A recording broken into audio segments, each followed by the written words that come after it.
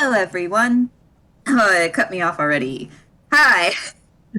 Welcome to a precursor game. It's a Toonkind D&D game called Under the Rug. I will be the DM, Wick, for today, and from top to bottom, we will bring in our lovely players. Uh, alright. Hi, I am Talatala. I'll be playing our local artificer, Amber Pyreson, tonight. Hi. I'm Avi, and I'm already putting dice in my mouth. Vitamin gummies. I'll be playing Arata Satomi, your local dumbass thief.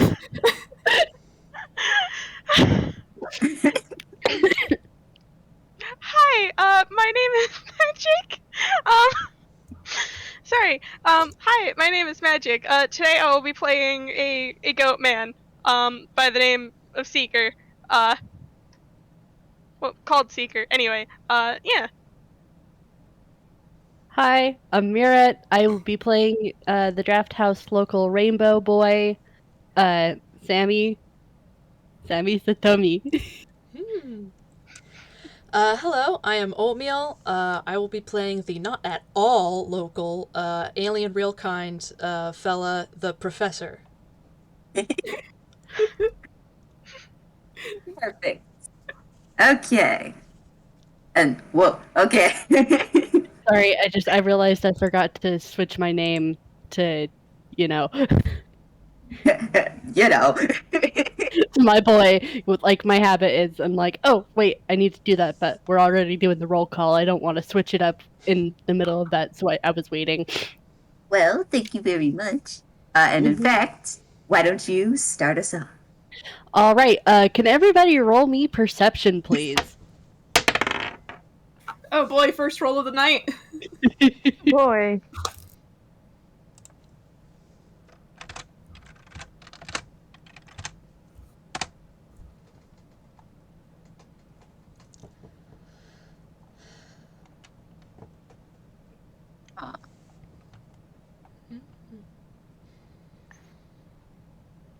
Okay, everybody got their rolls? Uh-huh. Okay. All right. I am a little scared, Wick, because I don't know who you're playing. Don't worry about it. Just keep going. Okay. I'm worried about it. I'm worried about it.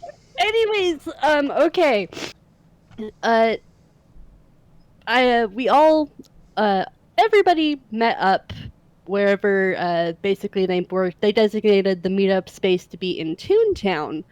But considering the fact that, as we kind of hurriedly established, the last one in Arata's place of work and where he stays isn't the most secure of places. And Sammy kind of looked at Arata and kind of pointed at himself and went, "My place?" And everybody basically agreed. Yeah, no, Arata would have been like, yeah, no, last one, and it's probably not our best bet here. Mm-hmm. And so Sammy's leading all of you guys through Toontown. You guys don't have to roll survival or anything like that because you do have, in fact, a guide. And he leads you all to a place that suddenly is deserted because it's interesting. You guys step out into the middle of into the street and basically pass what feels to be like a boundary of sorts. And suddenly, where there had been the ambient noise of people going about their day-to-day Toontown shenanigans and whatnot, all of that is gone. It is completely silent and there is nobody around, and you guys realize that this is an incredibly abandoned part of Toontown that Sammy is leading you to.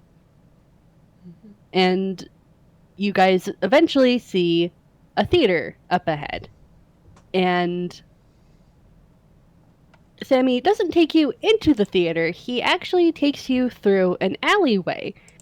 And there is a slat that's big enough for a person to squeeze through, and he ducks inside there.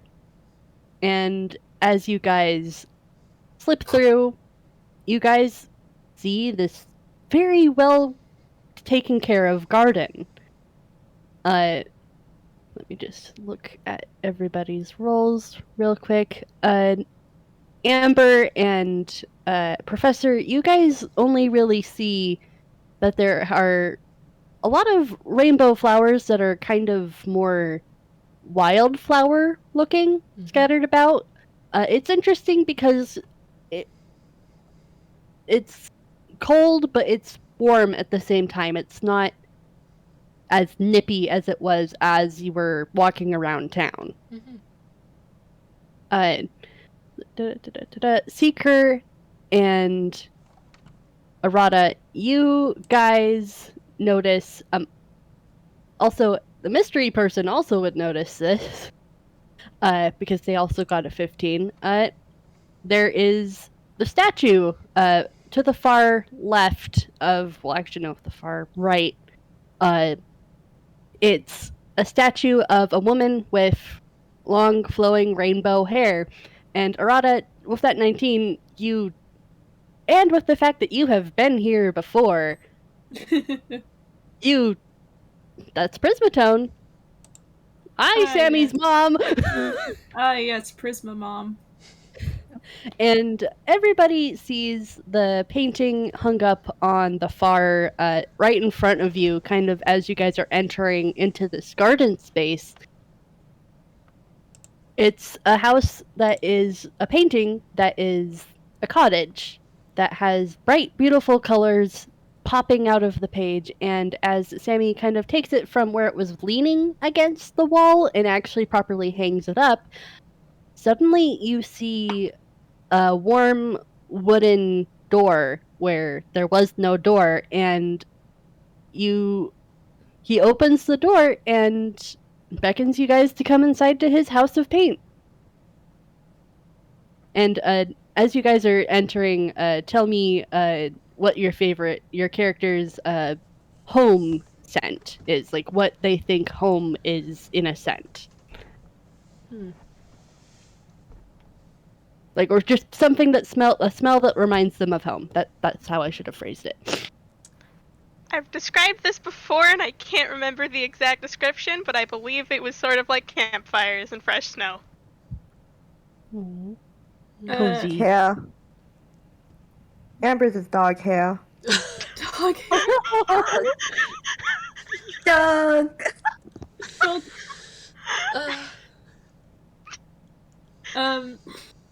I feel like I've said this before, but Arata's would be coffee and curry, but specifically the kind that his adoptive dad makes.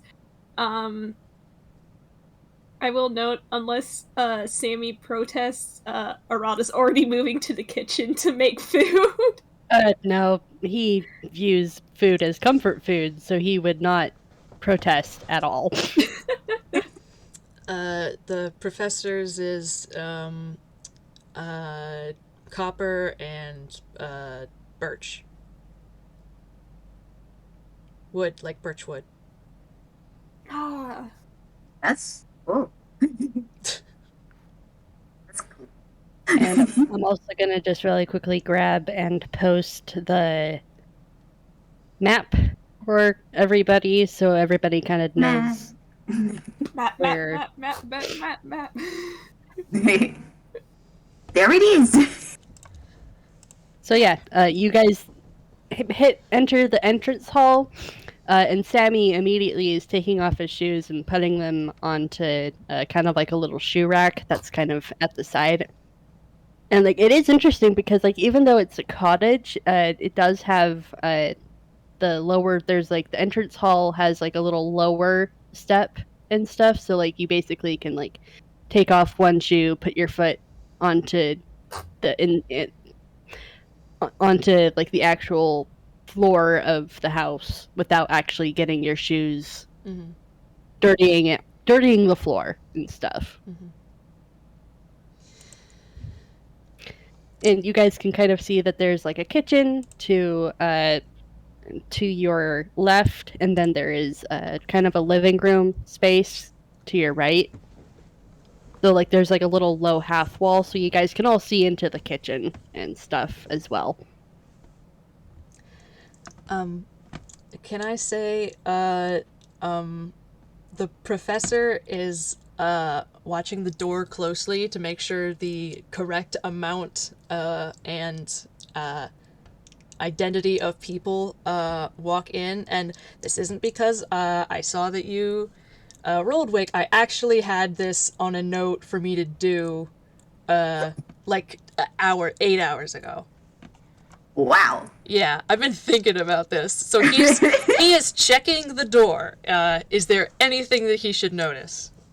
I will say that there will be enough bedrooms for the entire party plus one. That is something that is built into the House of Paint. Nice. Professor, you watch as each person makes their way into this lovely House of Paint. And there seems to be the correct amount of people, including yourself. There should be 5. All right. He says that he puts his hands up and says, "Nobody say anything important until I check for snoops." And he's going to cast Detect Thoughts and put it in a wide net. So he's not detecting anyone's thoughts specifically, but he should be able to, let's see, where does it say? You're supposed to detect like surface thoughts of the people around you, correct? Yeah, hang on though. There's a caveat of if you do you can use it to detect the presence of thinking creatures you can't see. When you cast a spell or as your action during the duration, search for thoughts within 30 feet of you. Penetrate barriers, but 2 feet of rock. 2 inches of any metal other than lead, or a thin sheet of lead. So, whatever. You can't detect a creature with an intelligence of 3 or lower, or one that doesn't speak any language. Once you detect the presence of a creature in this way, you can read its thoughts for the short duration. So he could pick someone to read their mind, but right now he's just casting a net. I gotcha. Okay. And so you're not focusing on anyone specifically, you're just detecting if he wants to make sure there's also 5 people in here, yeah. Let me just go ahead and cast that. Great. Uh-huh. And you detect the correct amount of people. Okay. Yep. All right. I'm just gonna roll. We're all so very sus. Right Why now. are y'all sus? I'm just gonna roll a quick perception for Sammy because like he would notice if there's more rooms than there should be because it would be a party plus 1. Yes. All right. God damn it, this dice does not like me. That was a 5 plus, let's see, your mod, my boy. 1 sec, I gotta... That's fine. I mean, they could always just assume the extra room is for box. Oh. Oh my god. I love that, but also that makes it difficult now. Yeah. 5. Shakes you. But hey, Mira, would you like to roll again? Yes, please. I'm gonna actually really quickly fish out my other dice because I don't think the pastel is liking me very much right now. Maybe it's like it's not time yet. No, like I don't think it likes me right You now. haven't So broken him in yet. and I don't trust it right now to like not give me a BS number. That's more like it, nat 20. Holy shit!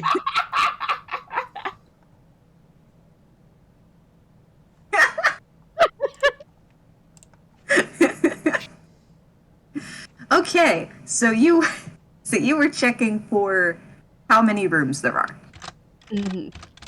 in the house. Yes. Okay. And so let's say that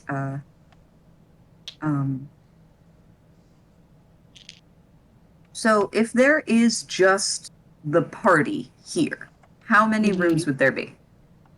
There would be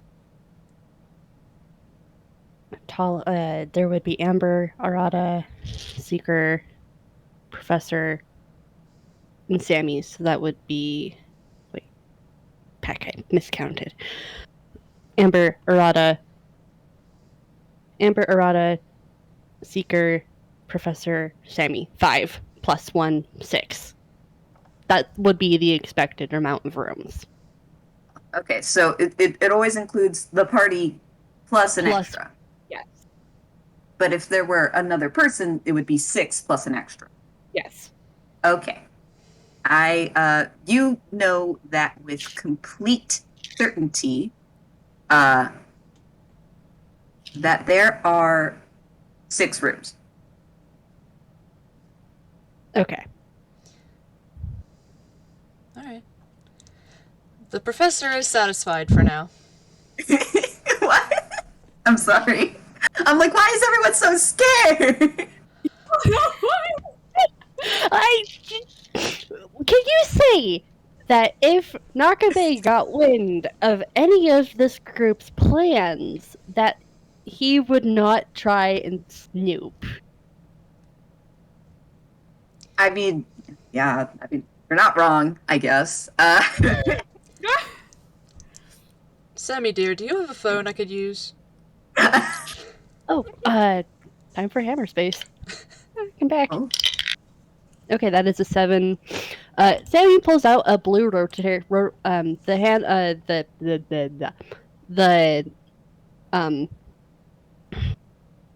The hand receiver part of a rotary phone. It's blue, Okay. and he hands it over to the professor. He's going to take a slip of paper out of his... Well, actually, no, he's memorized it. He's not going to do that. He's going to punch in the contact information for one Detective Azumi. Are you kidding me? Oh gosh! I'm not kidding. Wow. I I have a reason for this. I have a reason. I'm just.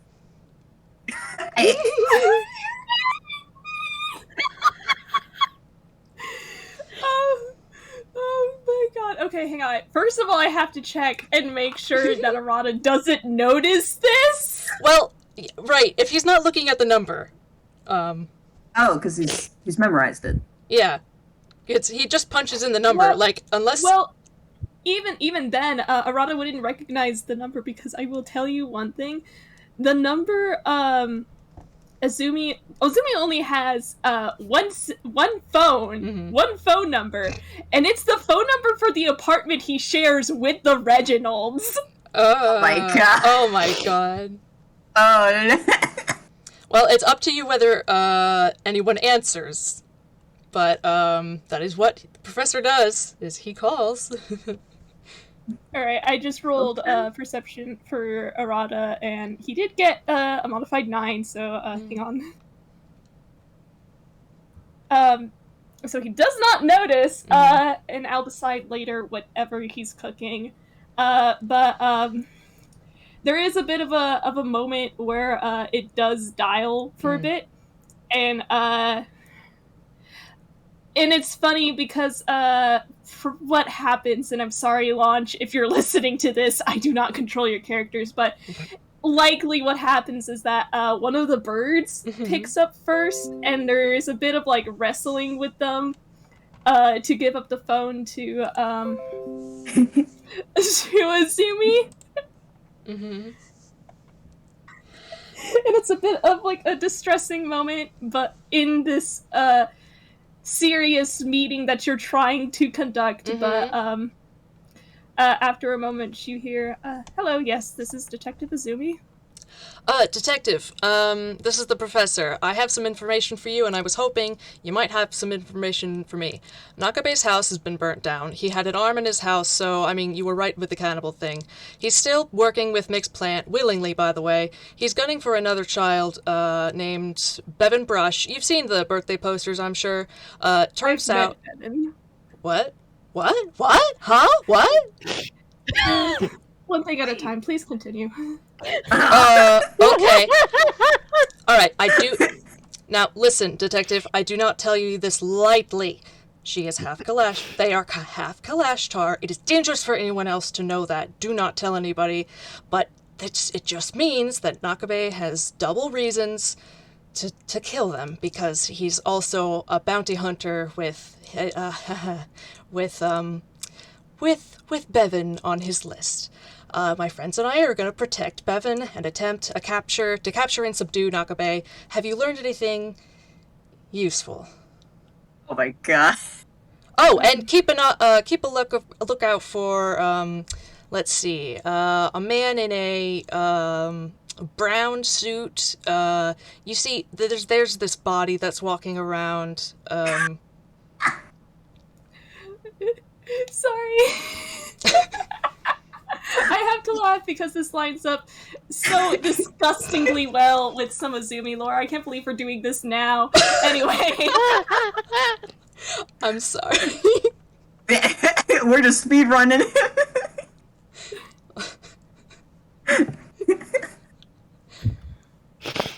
I'm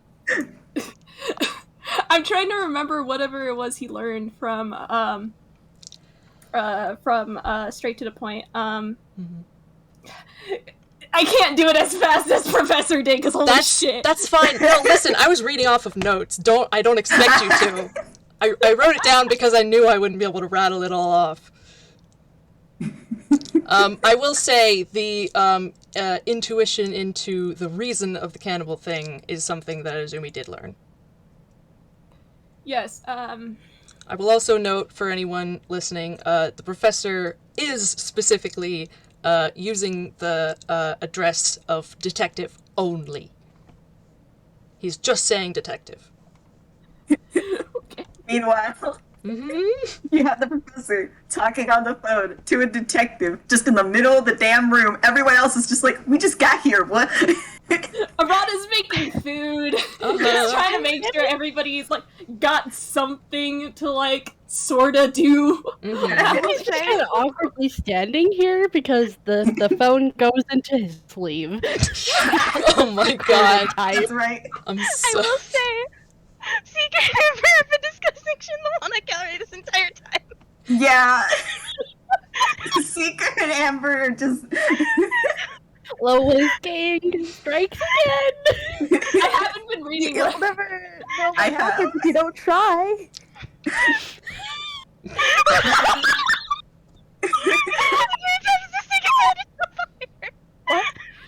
you rolled a wisdom and you got a -1. Love to see Oh my it. god.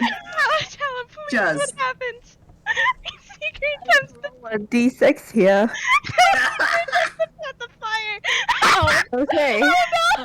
That's My an God. even. Okay. Meanwhile, during this important phone call,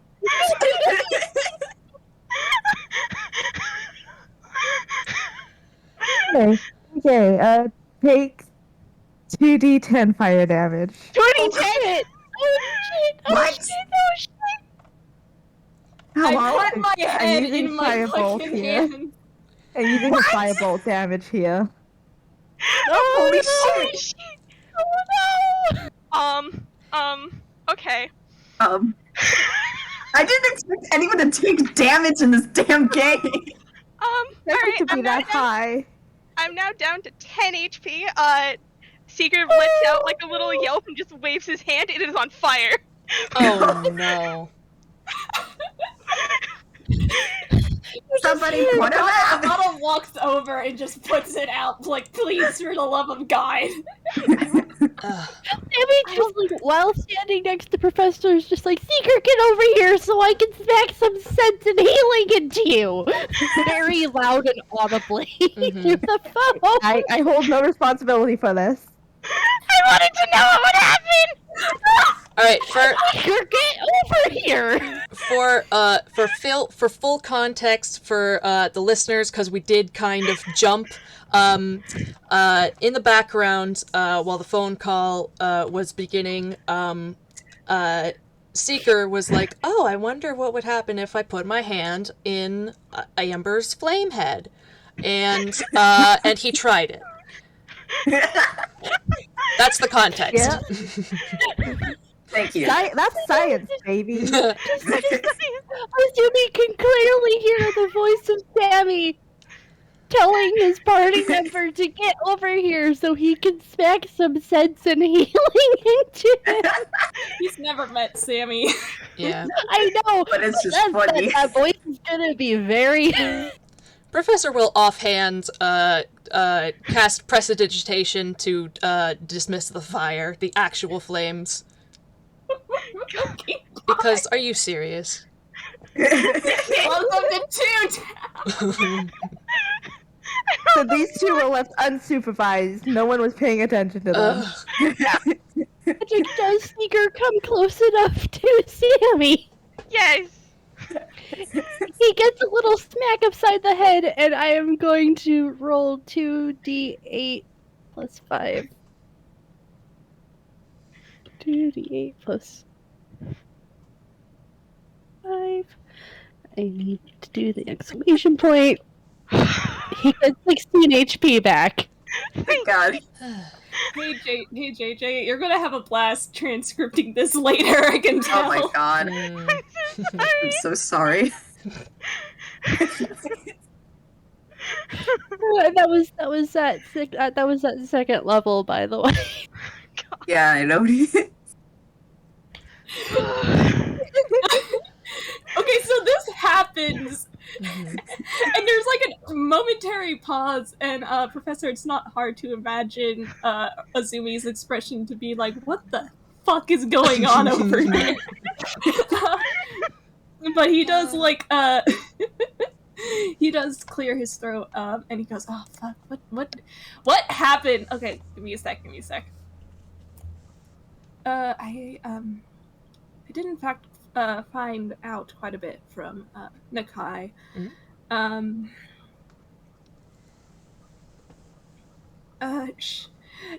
Please bear with me. I am doing my best. The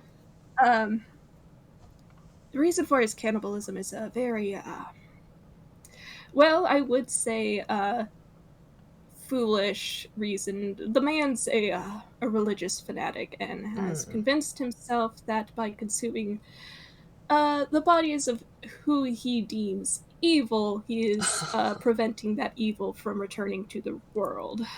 Oh, interesting. I didn't realize that was one of the... I didn't realize people here too, huh? Wow.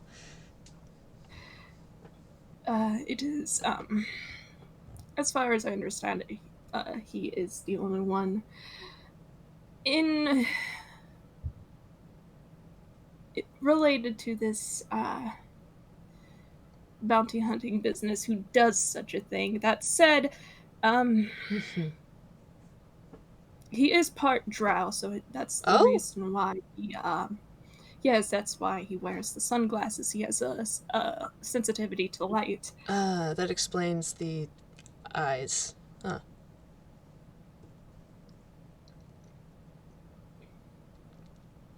Okay, that is very useful. Thank you. That said, though, if you are in fact intending on getting the jump, so to speak, on Nakai, I do, again, you already know this, but I cannot emphasize any further to be careful. I was able to get confirmation that this is, in fact, a dream master. Yes. Yes, I understand. plan to be as careful as I can. I do have a number of competent, and he sort of glares at the party in the room, allies, and he says, as for you, you do warn any of your acquaintances away. You don't. I would recommend not coming, and for the love of the stars, don't call the police. They'll just get in the way. No, of course not. Okay, I'm glad we're on the same page. I rolled a quick deception to see if he laughed at the incompetent. He does not. But in his head. But in his head, there are 3 voices who are all laughing. Mm-hmm. All right. You hang on. All right. You did say you met Bevan? Shoot, where this happened in Toontown, right? Yeah. All right. I was in Toontown for some time before I left for Billstown, and on the way I did encounter Bevan Brush, who had been putting up posters about their birthday party. Interesting. There seems to be an issue with a certain toy that they are in the possession of. Oh, well, yes, that's right. Something, yes, Talkie unfortunately got, broken. There is a pause that is a bit noticeable. Uh-huh. Before he clears his throat and he goes, yes, as far as I understand, the device itself made a suggestion to seek out, I believe, something in Tezukanada. It's still. Oh, I thought it was gone. Oh, it's still. Oh, I thought. I thought whatever sentience was in the device had left when it was destroyed and not come back when it was mended. I'm very glad to hear that it's at least coherent. Tezukanada. I don't think I have anything about that. Any information. Well, Well, I'm going to be real. Wick, I know Azumi picked up on the name for the company that made Talkie. I don't remember what it was. I'll type it in chat, and I will also say it for the recording. It was UV wares.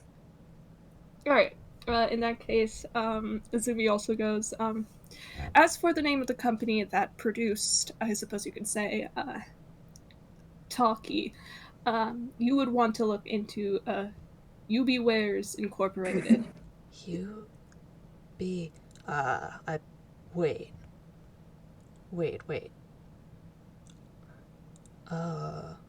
Okay, interesting.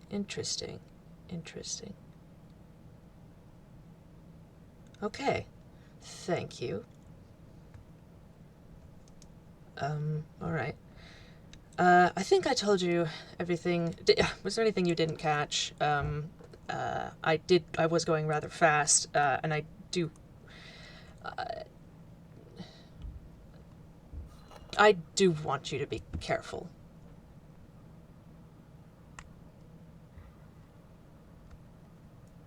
Oh, how the fuck does he respond? I tell you these things to warn you, and I if you didn't catch any of them. I heard you loud and clear, Professor, and believe me, I know how to be careful with such things. My biggest concern, however, is the safety of the child. If they are, in fact, putting up posters in Toontown of their birthday party, it would be wise to ensure that they have some form of protection. Yes. Yes, we will be providing that.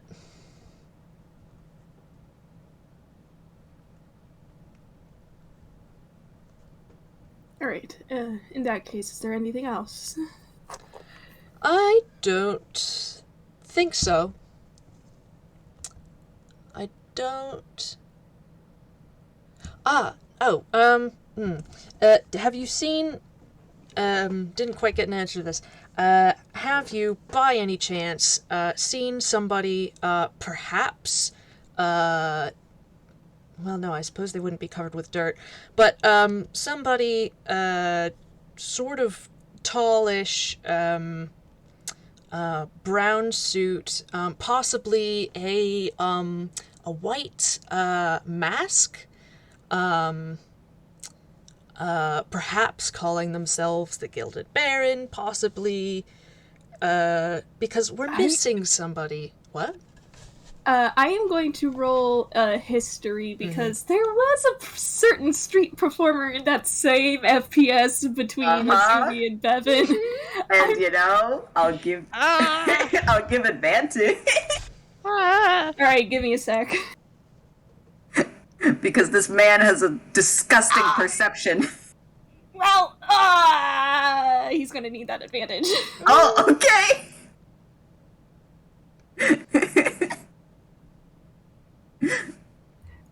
We are at two ends of a spectrum here. Beautiful. Perfectly balanced as always. Thank Oh, I goodness. put in the wrong modifier. That should be a 23. Holy shit. God. So, hold on. I'm gonna... if you don't mind, I'm going to combine both rolls in that at first you're like, what is this man talking about? And then suddenly it just hits you with perfect clarity. Oh. The juggler. I beg... He does do that. How do you know that? There was a street performer in Toontown. When? The same day I had met Bevan Brush. I hadn't paid them much mind, but that's who you're looking for. If you see them again, let me know. They're the reason I asked about necromancy when we met. They are, well, you see, they were shot dead a number of years ago and supposedly revived recently. They disappeared from their grave, and we are trying to find them. That was another deception roll, and I can't believe you rolled a second at 20! Oh my god. Oh, man. In that case,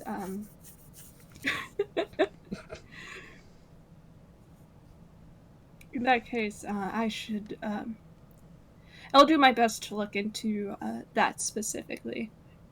Thank you. If you notice him, just... Thank you. I appreciate it, having an extra, pair of eyes out there. Of course. That's what I'm here for. Alright, well, you have a good day, or whatever sort of day you can have after learning all of this, and, goodbye. So long. The phone hangs up. Yes! I will note we've lost Mira. I know. I was waiting till the end of the conversation. Oops. No! Oh my Oh, thank God! back. What the heck did I just miss? Because it went completely dead. My internet died for a good minute. Professor said, have a nice day, or, well, I guess you can't, kind of, because of our conversation. Well, no. I missed the result of Azumi rolling history. Oh, he remembered, and he told the professor what he saw in the FPS, the juggler. The professor was like, I'm sorry, how did you know he juggled? And explained, hey, there's maybe a zombie on the loose who died a while ago, years ago, and he's back. So please look out for him and tell us if we find them. And he said goodbye. And Azumi rolled a fucking 30 on deception. Oh, boy. Yo. Oh my gosh. All right, the professor gives the phone back to Sammy and says, all right, so, and he'll just relate the thing about the cannibalism, and he'll relate the thing about and he'll kind of yell it so that Arata can hear, and he'll relate the thing about Gilbert, and he'll relate the thing about Taki, and he'll relate the thing about apparently somebody met Bevan in Toontown putting up posters. And so yeah, and he's just and then he just sort of stands with his hands in his pockets and shrugs.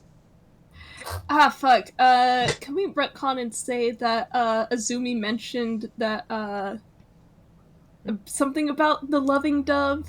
Oh, okay. Yes. You can lump that in with the religious fanatic. Yeah. Yeah. Yeah. Cindy mentioned it. Can I roll a religion? Ooh. Yeah. Alright, what's my religion modifier? E. Alright. This is not Discord at all. That is in fact OBS. Oh shit! We're having all these nat 20s. Hi, yes, I'd like to know about religion. Oh shit. Can you give me the good word of God today?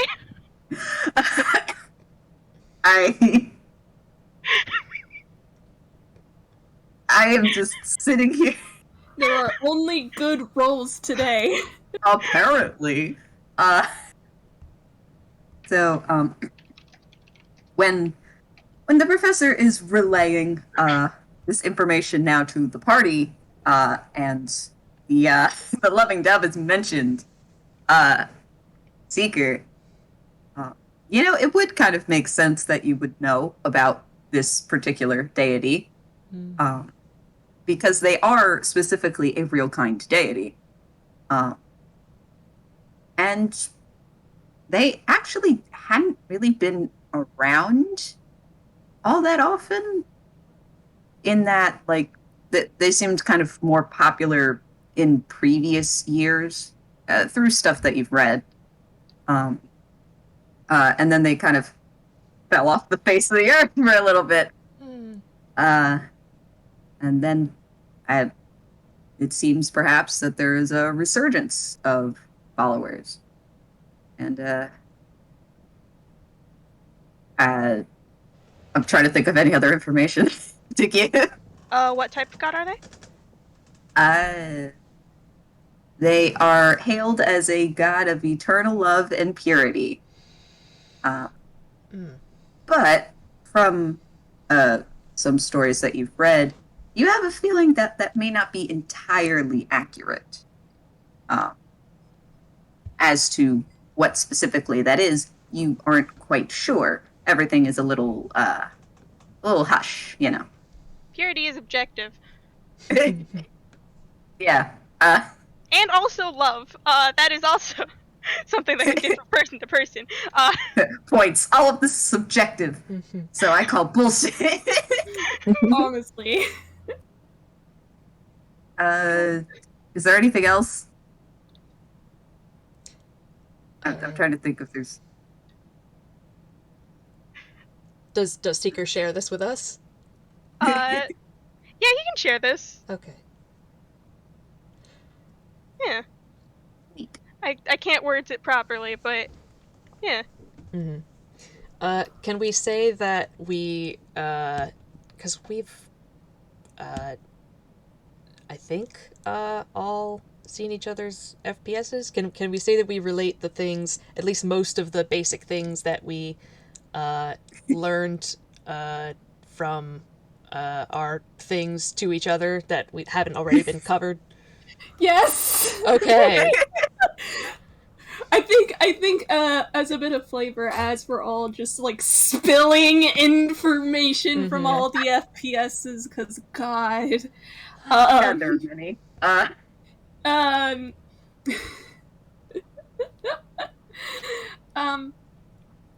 the Arata's finished cooking by now, and he's made some soba for everybody. So he's just gonna start handing that out to everyone. Yeah. Sammy is gonna pipe up with, so I'm adopted now. Oh, He takes a bowl from Arata, and he just kind of points with his chopsticks and goes, "He's my brother now." We're doing this. Already brothers? Congratulations. And then, grinning from ear to ear, he kind of points at himself and goes, "Hi, nice to meet you. I'm Sammy Satomi." oh, how wonderful! Congratulations. If you look to Arata, when Sammy says this, he is doing the very pleased cat face. Hang on, I'll put it in chat. You know the one. Oh. He's so happy for this, about this. And Sammy's shading is very, very, very yellow, by the way. I'm so happy for you. Both of Sammy's you. You just weren't kinda- already brothers. Well, I mean, we made it official through the found family paperwork. That's a What? thing apparently in this country. Mm-hmm. So that's something I found out pretty recently. Anyway.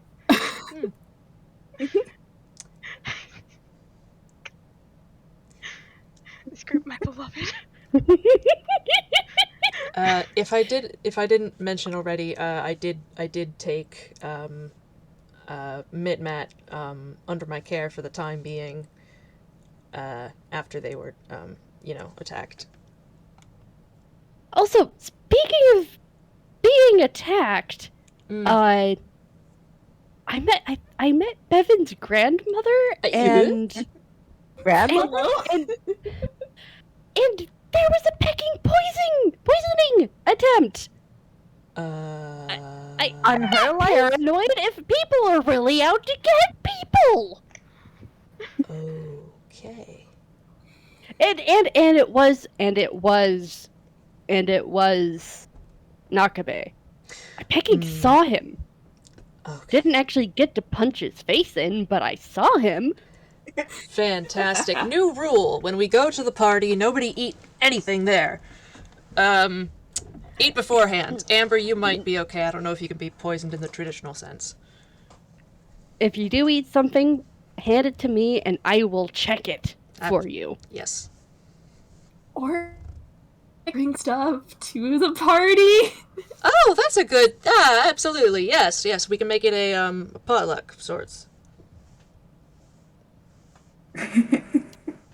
That'll work. I'll think of something. We should probably watch out for Bevan, too. Make sure anything they have is also cleared. Sammy nods very, very seriously, like, yeah. Mm-hmm. Was supposed to just be a regular of-the-mill tea party. And then the pecking food was poisoned. Just our table. It was very clearly just us being targeted.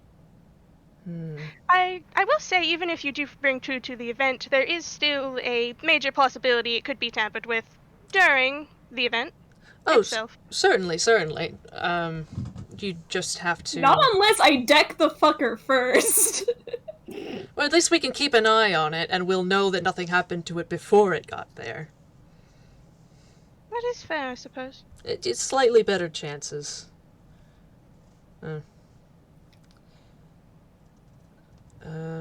Yeah, that does check out.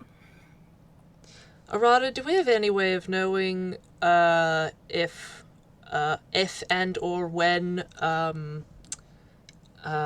was his name? Gilbert's quarry would be, say, hitching a ride with somebody?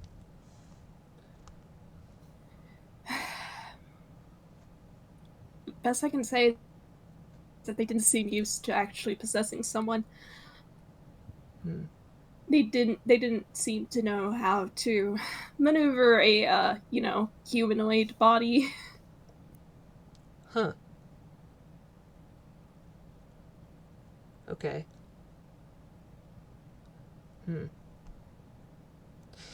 Well, we have to, I suppose, just be careful who we talk to, because I don't know about you, but I assume that he could potentially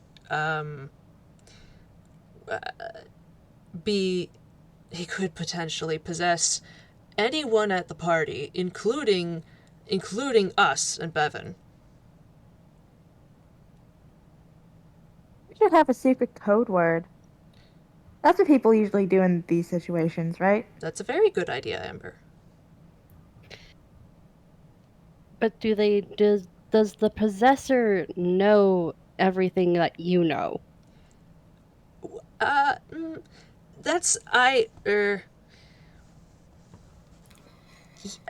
There's, I mean, Arata, if you'd like to explain, if you know, but otherwise I do have a little bit of insight into this matter.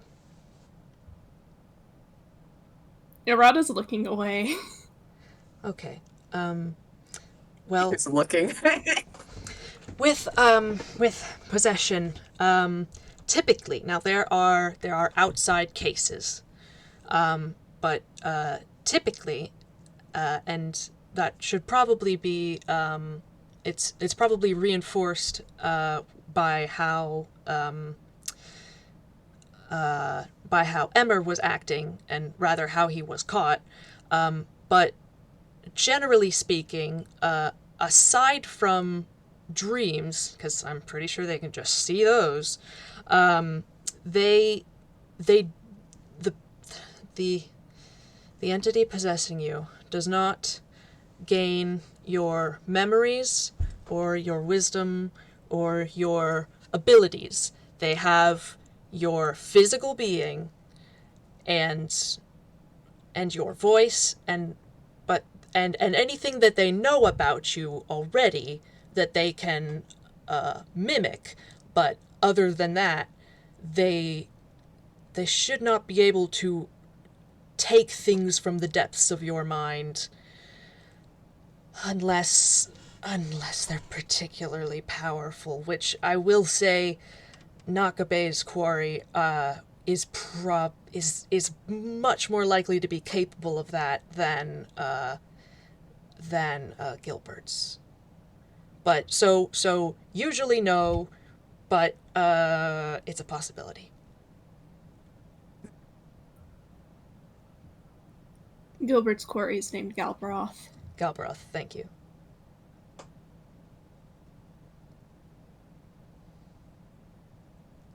Sammy's have it just in case. Mm-hmm. Yeah, we probably should. But Arata, do you need a hug? Doesn't say anything, just opens an arm for Sammy. Yeah, Sammy's just gonna give a hug to Arata. Just because, that was a can of worms he didn't mean to really open, but he did. I mean, he's perfectly alright with, like, this being out in the air, but, like, this was not something he himself wanted to talk to. Thank you for that, Professor. He looks super apologetic. I think he's just he just shakes his head. It's fine. It's fine. Well, it's not, but it's not. I meant I'll be fine.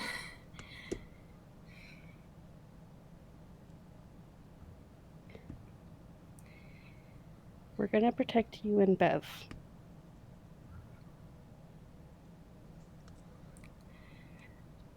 looking out for everybody here. Not just me and not just Bev. For God's sake, we're all on equal footing at this point, and we need to be on the same page. And this is the best we're working with right now. We are going to do whatever we can. In the interests of... That's not something to apologize for.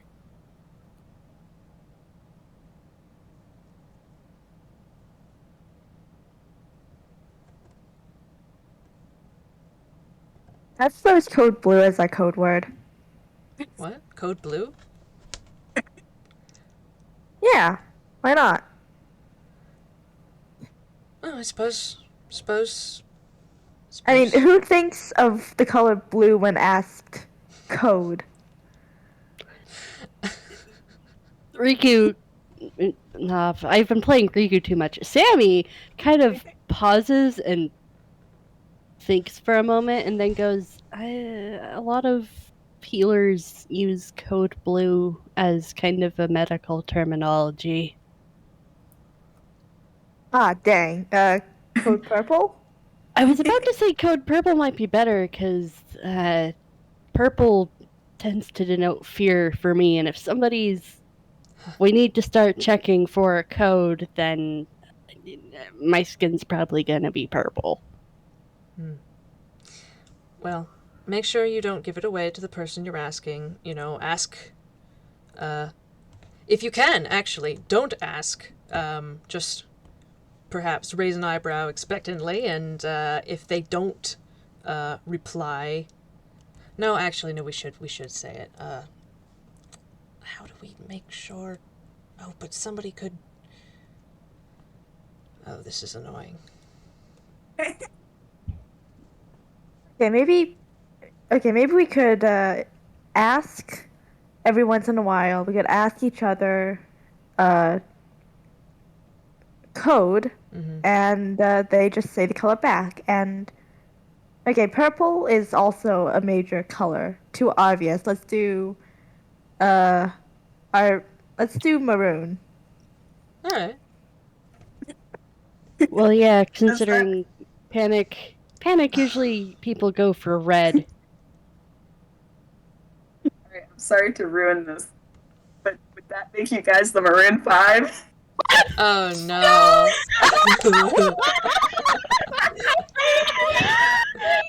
Entire life has led up to this moment. We have to do it, please.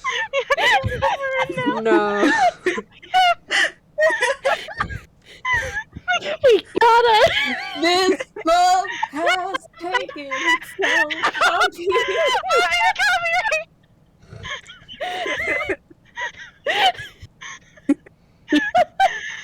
That should be So sorry. It's called in the band AU.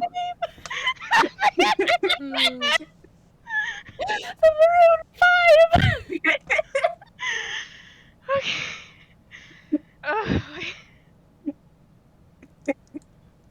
5!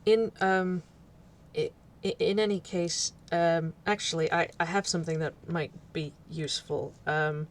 If if you find that that I should be possessed, you may make use of this, and he's going to take from his pocket the apple-shaped flask of green liquid, which is doctor repellent. Yeah.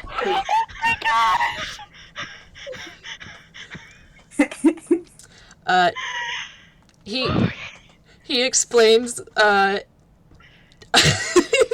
professor, a doctor. Is there anything else is there anything you aren't?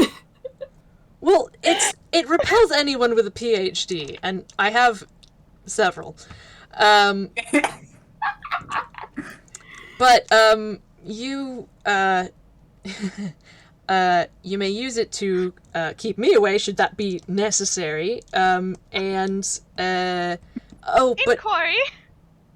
What is a PhD? Don't worry about it. It's a degree. She whispered Yeah, back it's basically a certificate that says you're smart. Oh. Oh. Well. And you go to college. Oh, right, college. I don't do those. All right.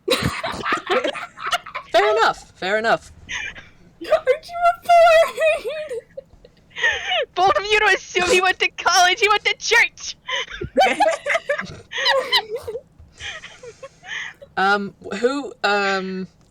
Who do I,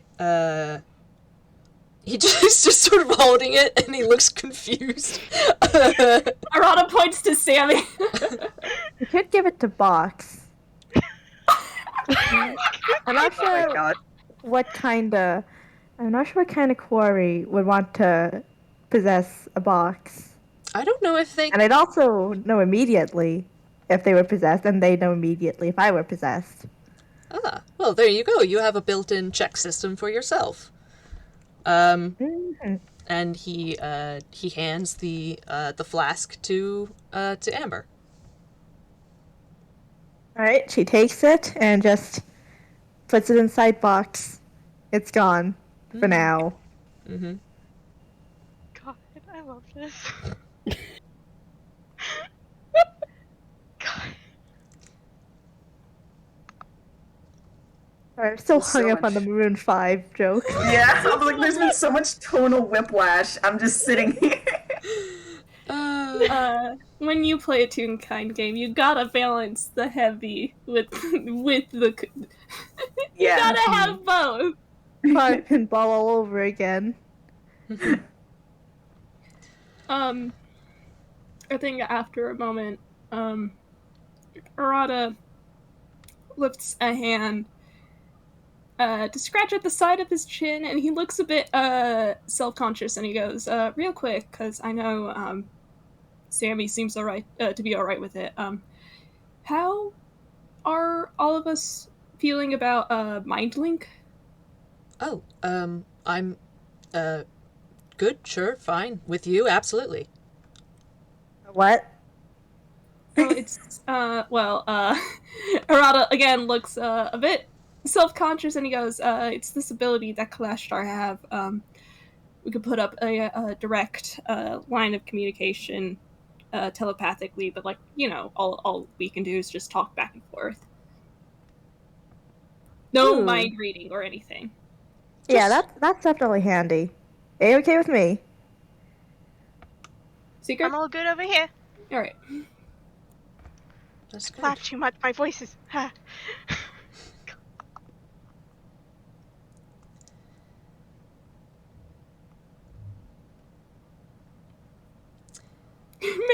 Man! The professor just, he's sort of, he still looks kind of like, ashamed at giving away, Arata's, secret, but he holds a hand out and says, I have a few points that, might not have, occurred to anyone yet. I just want to point out, there is a fair chance that, Thomas Brush may finally, make an appearance, or the other parent, the Toon parent. So I suppose watch out for them. Don't.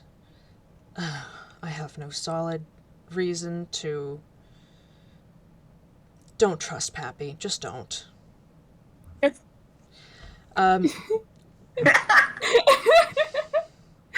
Sammy just has like this expression on his face, like, the parents. Hold on, let me also roll a deception. Yeah, I think Sammy needs to roll a deception here. Okay, bud, what's your deception modifier? I don't use that very much. You mentioned the thing about don't trust Pappy, and like Arata's just like, I thought we were already on the same page about that. Okay, that's an 18 from Sammy. Mm-hmm. Like, all you get is just the, oh boy, the parents. Yeah. Yeah, but he reinforces that. He says, paradoxically, do trust Annie. They are on our side now. And intending to protect Bevan, probably at great cost to themselves, if I was reading them correctly. They've rather flipped the script.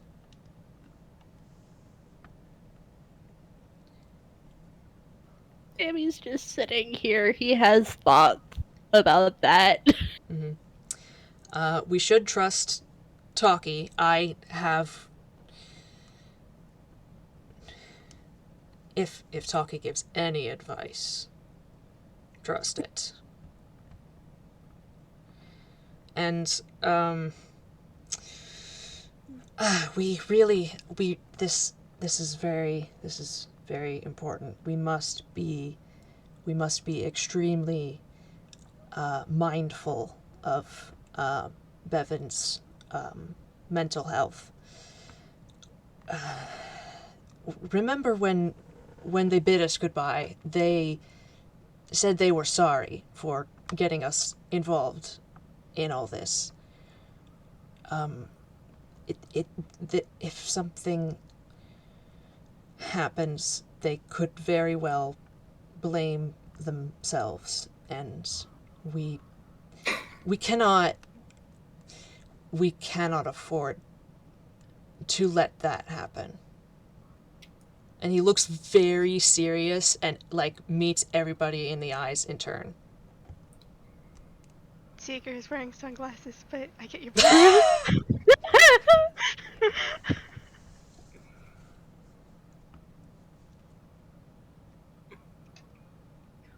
Are we in agreement? We're going to keep an eye out on Bevan no matter what. Of course. Yeah. We're going to make sure they're okay. And that means everyone is going to be okay.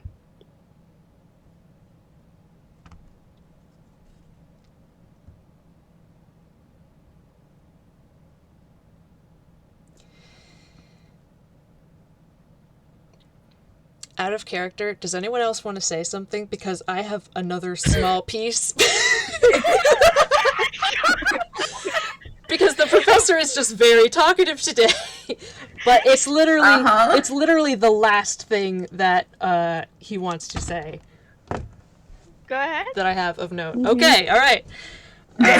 I did warn you. He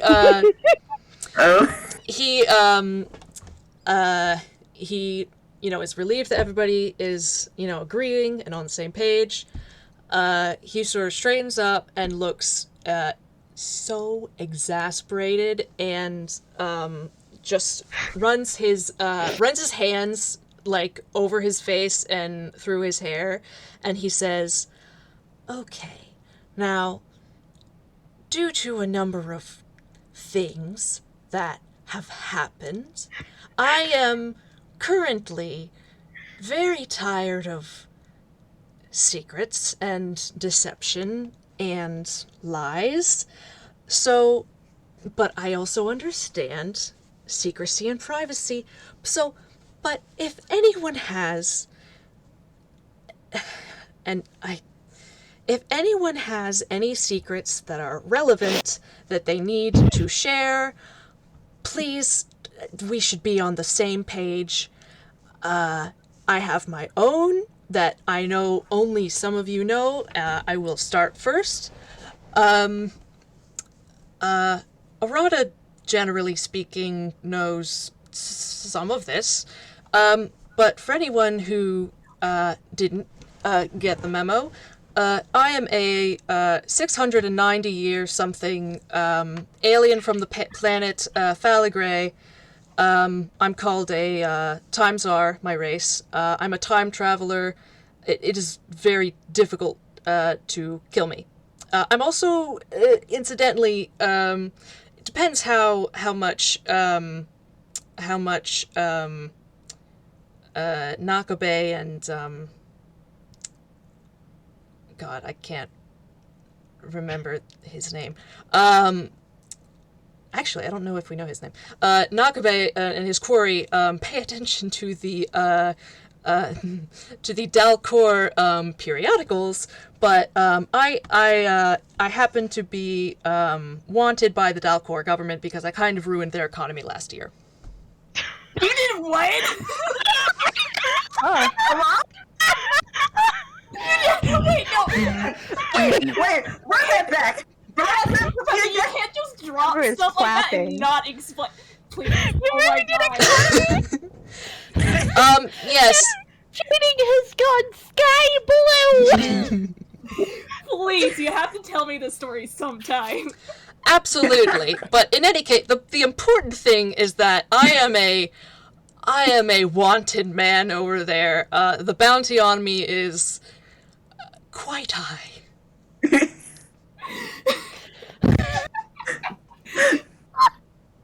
Oh great, now you got my core excited.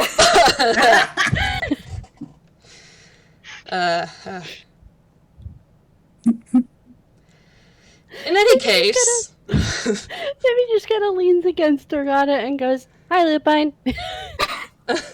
He says hi.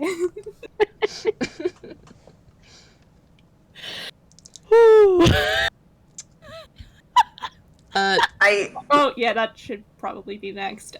My quarry goes by the name Lupine, but since we're all on the same page with that,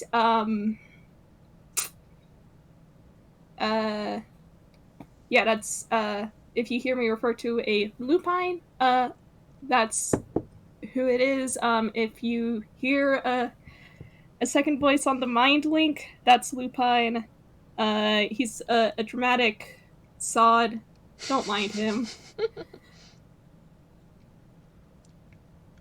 Sammy's shading has gone from sky blue to a rose airbrushed with gold as he's listening to Arata talk. Just, No, Lupine. Mira, I have to ask, because Seeker physically cannot say this, has Sammy mentioned the fact about Bevan's other parent? No. not yet! No! Seeker can't say it! He made a deal! God. Well, I mean...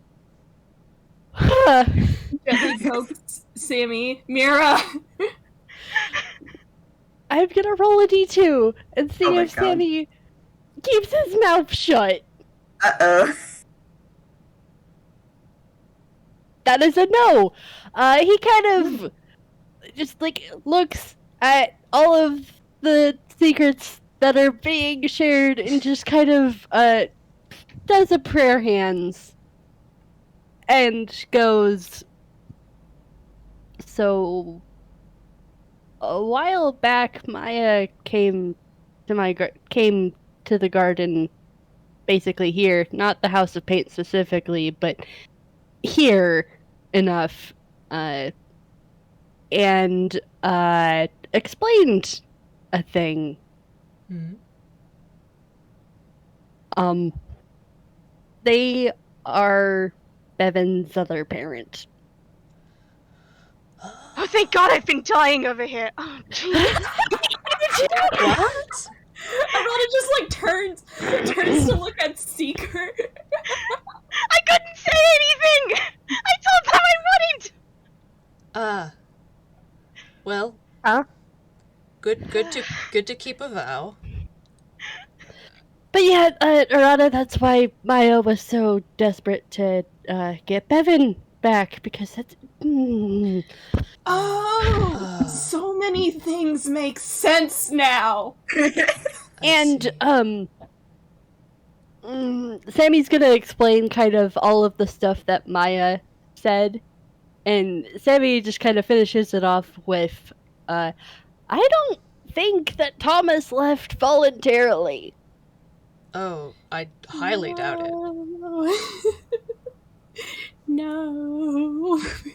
Even if it was his, to be crass, his body doing it, since there are quarry involved in this situation, anything is possible. Also, I'm so we still sorry. need We still need to know how Bevan actually got to the troop. Oh. Because Bevan wasn't with the troop initially. They were with their parents. Huh.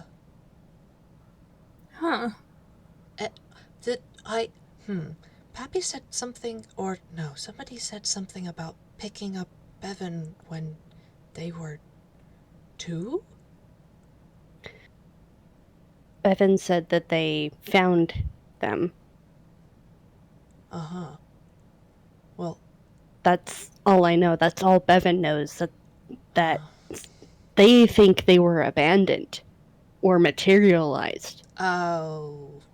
Uh-huh. Okay, huh.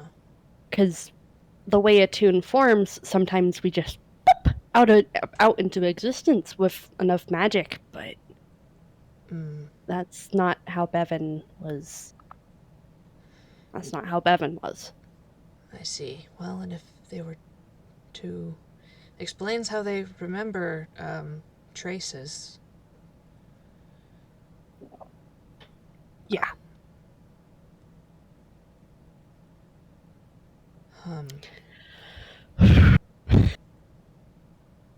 How did the troop find... Where were they? I wish we had... I wish Poppy would have been more specific. This is just... trying to Are you untie... asking him? Huh? I mean, I do occasion. He does occasionally get me to do like odd jobs for the troop whenever they're at the tavern. Maybe I could ask him about it. I suppose it won't hurt to ask that. Oh, by the way, I didn't really realize you were doing odd jobs over there. Don't go into the third building between the theater and the inn. There are ochre jellies in there. What? Oh, I already know. Oh, all right. All right. Well, okay. Wait, you mean... Supposedly to guard the bourbon, but I called. Why is he using ochre jellies to guard bourbon? I know, a cat would do just as well.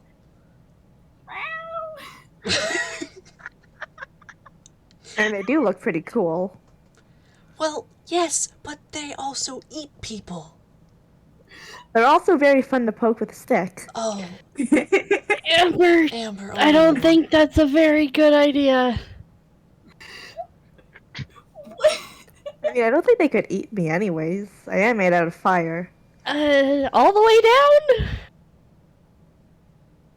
down? Well, this part is just coal and soot.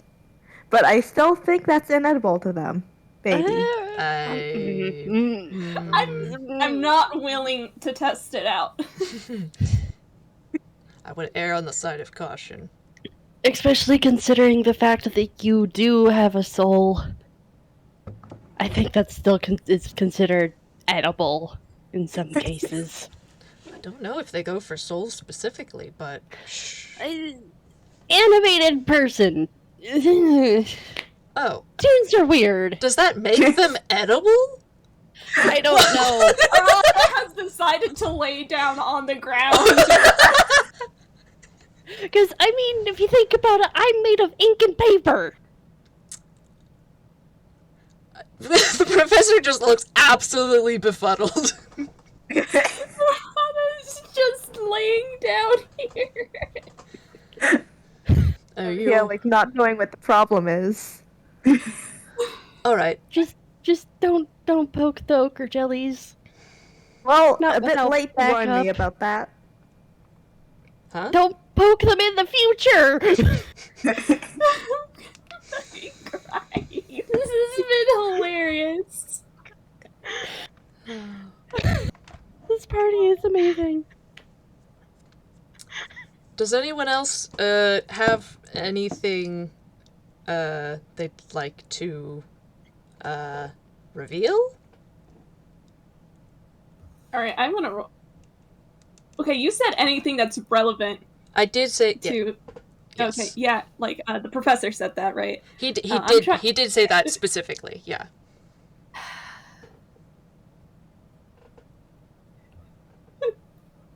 I feel so fucking bad because one, he wouldn't because he doesn't think it's relevant.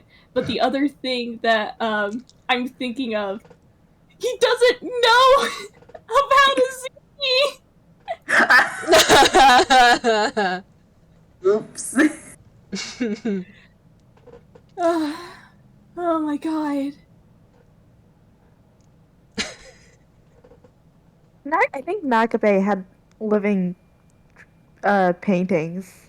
Really? Yeah, when I was burning down his house, I'm pretty sure one of them looked at me as it was burning. Oh my. I did not stay long enough to check for obvious reasons. I wonder if it was related to the religion. I don't trust like that. Sammy's just sitting over here. His shading is distinctly green tinged. Well, I hope it burned. Yeah, I hope so too. Sammy's just sitting here. Yay, arson. Okay, can we please get just a little bit of plausible deniability here? What would happen if would it be like a soul in the painting, or is someone shoved in a painting, or? Just a little bit of plausible deniability here, guys. Just a little bit. What? Plausible deniability. For what? Arson. Well, why? We all know what happened.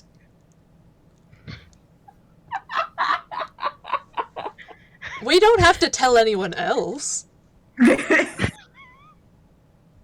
Yeah, what are the cops gonna do? Catch me? Let's see them try. I would like to see them try. That'd be a fun afternoon, You know I what? think. That's fair. I have only met one competent police officer, and he's only a police officer half the time. Anyway. I've only met one in Inkwell.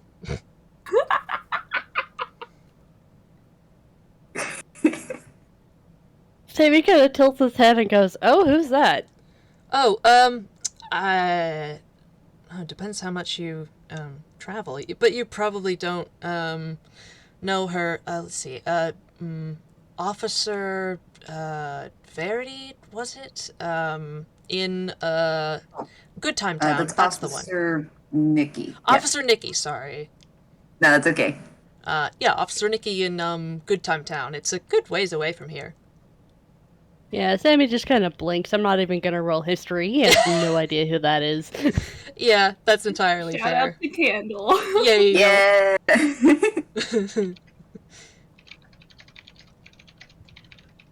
She's alright, he shrugs.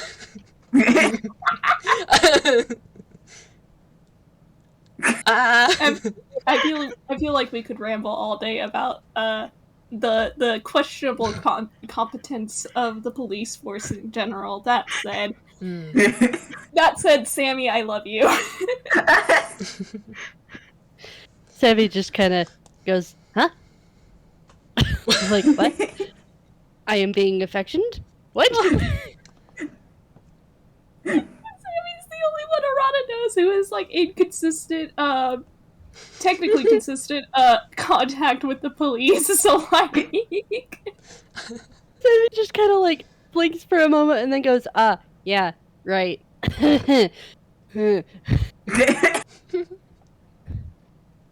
He has a few regrets about some of his past decisions, I will say that much. Well, if... Sammy, my beloved. Alright, well, if that's all, I'd suggest we think on, what,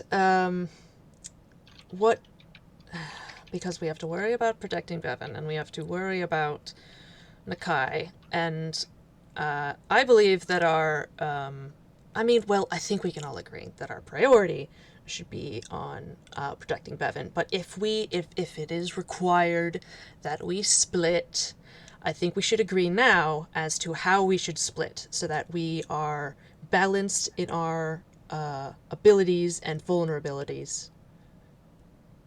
Someone needs to stick with Bevan, no matter what. I have an idea. By all means. All right. My proposal is that Arata and Seeker stick with Bevan at all times. Arata, you are our target in much the same way as Bevan is, and Seeker is a healer. And Arata, you know how to get away. That will be important. Seeker, you're fast. Amber and Sammy, I would recommend you join me if we need to put up an offensive front. All right. And I can heal, and you, I think... He sort of tilts I can his also head. heal. Yes. I'm All a right. cleric. I can heal sometimes on a good day, I suppose. Oh, well, there you go. Does anyone have any objections to this arrangement? I think that can work out. Worst case scenario, Seeker and I can and will get Bevan out of there if anything happens. Mm-hmm. As a matter of fact, if you need to take them somewhere, I think we can agree that here is fairly safe and secure. But in addition, Seeker, you know where it's always on the same street. Sometimes I move it a little bit, but you know where I keep the ellipsis. Seeker, hold on. I need to roll a survival. Just to see if you can remember offhand. Oh no. I should probably roll a history for this, and then, like, in the moment, he'd have to roll a survival. Like, yes, theoretically, he does know where it is. Does he know how to get there? No. That would be the scenario. Is there a visible hesitation? There's, like a second before he, like, kind of just snaps and goes, yes, I know where it is. Alright, he's gonna trust you on that and not write it down for you.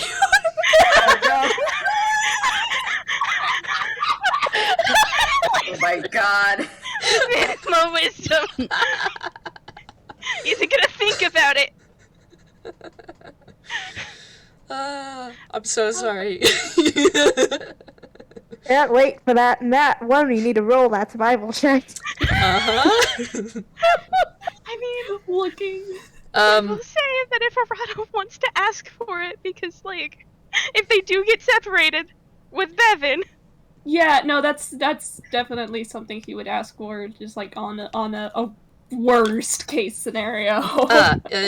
In that case, the professor will write on a small note the address of the house it's next to.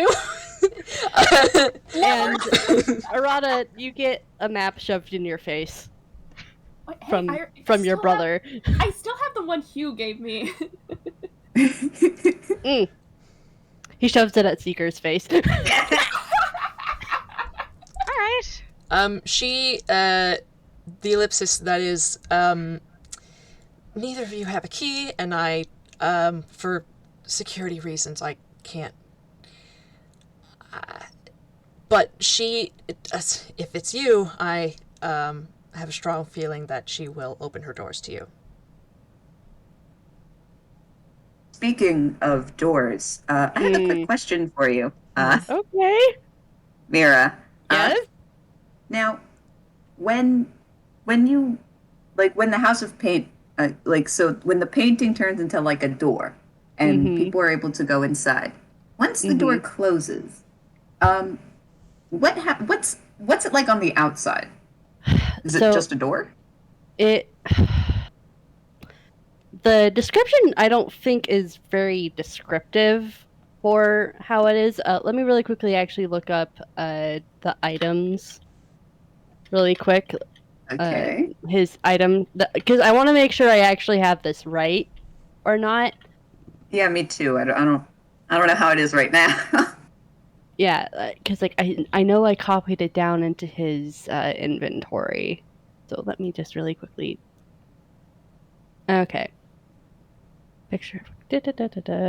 Atmosphere inside the house is pleasant. Okay.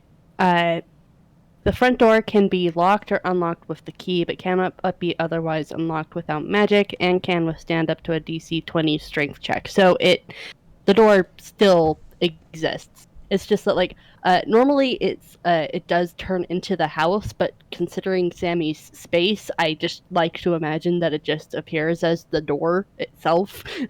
Okay. Cool. Yeah, that sounds good. Um, and you all hear a knock at the door. Who on? And with that, we're actually going to take a little break if... Oh, yes, thank you for the cliffhanger in the middle of this game. I love you so much. I'm so excited. Okay, all right. I'm gonna spend this break vibrating. Well, yeah, but if anyone... do we need like a 5 or a 10-minute break? What do you think? I'm going with a 5. Yeah, I'm good with a 5. I got 5, down for a maybe sec, but I'll be 10 back minute. very quick. Yeah, I might grab a pancake and munch on that really quick. I'll be right back. All right, no problem. All right. Have fun. BRB.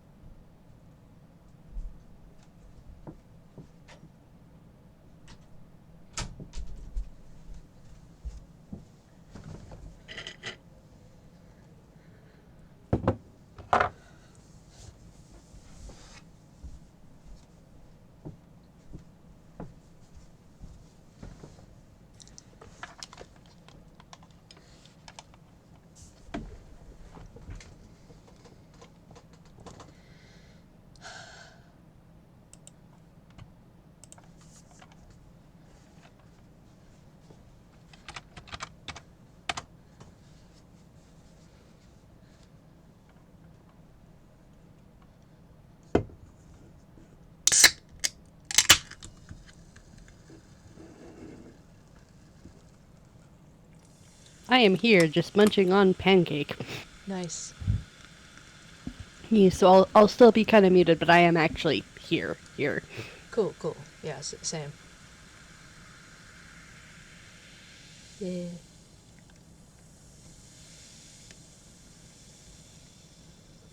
Hello, Jay, our loyal audience member.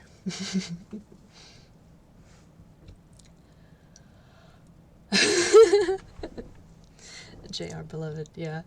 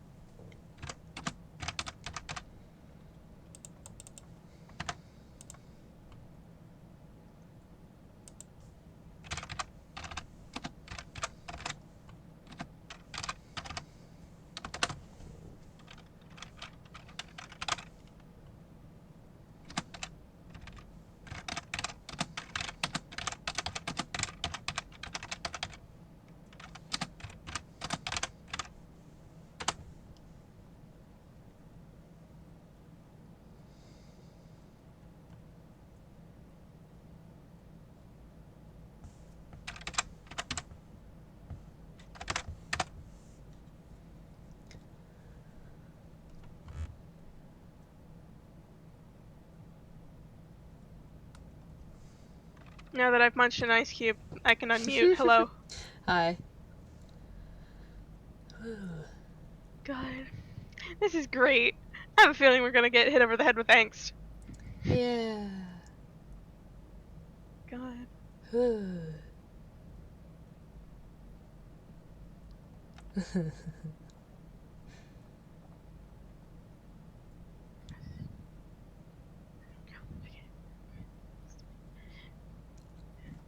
Oh, actually no, that's a behind the scenes thing, Jay. Sorry for the audio, I'm, talking to chat. Yeah, that was a behind the scenes thing. Okay, I have finished munching on my apple pancake. Hi. Hi. Hello, I'm back. Hi. Sorry, one of my friends was asking me about the evil farming game. Oh my god. Fantastic. Evil what? Oh, this is a whole story. Stardew Valley, Okay. right? No, it's not Stardew Valley. Well, okay.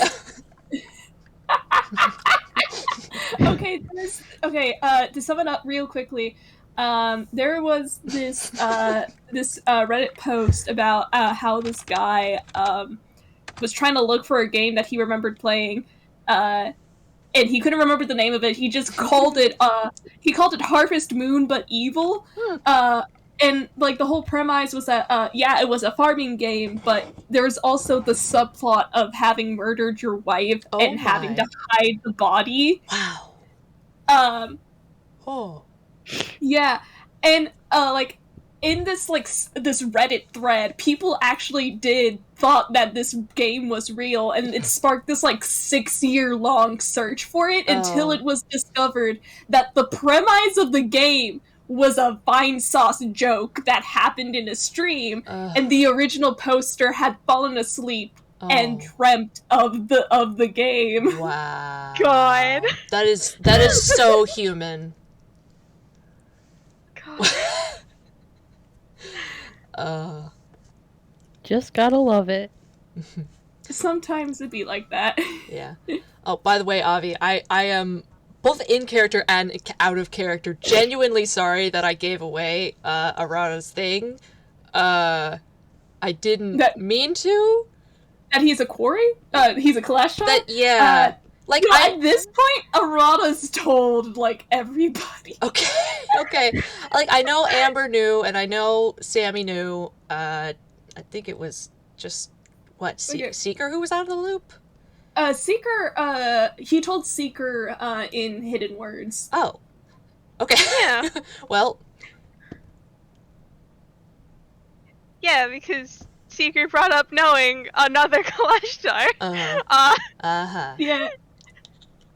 He was like, hey, do you know Corey? And Arata was just like, what? Oh, that's right. I remember now. Yeah. Well. Yeah. Yeah, but I didn't mean to, like, steal your thunder if that was gonna be a thing. No, Arata. I'm gonna be real. Arata trusts this group with the fact that he's a Clash Star. Mm. They're already ride or die. They did, in fact, ride or die with that like car chase. Yeah. Yeah. Oh man. Imagine we get to ride in that car again. Oh my gosh. Pinball 2, Electric Boogaloo. Someone actually dies this You know- time. Hell yeah, let's do it, let's do it. Oh my gosh. Hi, Wick. Hi. Hi. I hope y'all had a nice commercial break in which we figure out Stardew Valley's evil. No, I'm kidding. I was here for it. Don't worry. But yeah. Homicide by car. It's called vehicular manslaughter, okay? No. You know.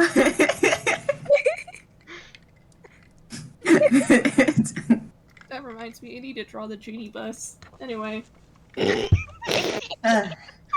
But Okay. the what? Don't worry about it. You know, I the genie bus. Into Persona 5 and I won't elaborate. I Hang on, let me You pull know- up a picture. Let me pull up a was gonna say, picture. you know what? That's it. The game's done. Bye. I'm literally just. No, I can't leave you on that cliffhanger. How to kill everyone in 2 seconds. Oh This is my. canon to Persona 5, My so anyway. Wow. This is That's great. for Don't worry about it, it's fine. I. Oh my god, I turned him into a marketable bus. He's already a marketable mascot. Don't worry about it. No, don't turn me into commercial bus line. No. Wait, is this just So- one convoluted ad for the auto shop that's in Toontown? Do you remember when like way back in Virtuoso's part 1 when Arata was like, I can technically drive but I don't have a license? This Oh is my why. God. Oh, This my is God. why. God, it's great. wow. Beautiful. Man, this party, Okay. At the risk of extending our break, the reason why Persona says that Morgana can do this is because the cognition of like cats being tied with buses Wow. is a thing that exists in the Tokyo masses because of that Studio one Ghibli. that one No. Really? Wow. nice. That's actually pretty awesome. Wait, can't- it's all cat bus? They Wait, can't I thought that was say- what you were referencing when you said genie bus. Well, like, they can't say Ghibli in Persona 5 Uh-huh. because, like, yeah. Wow. yeah. Oh my god.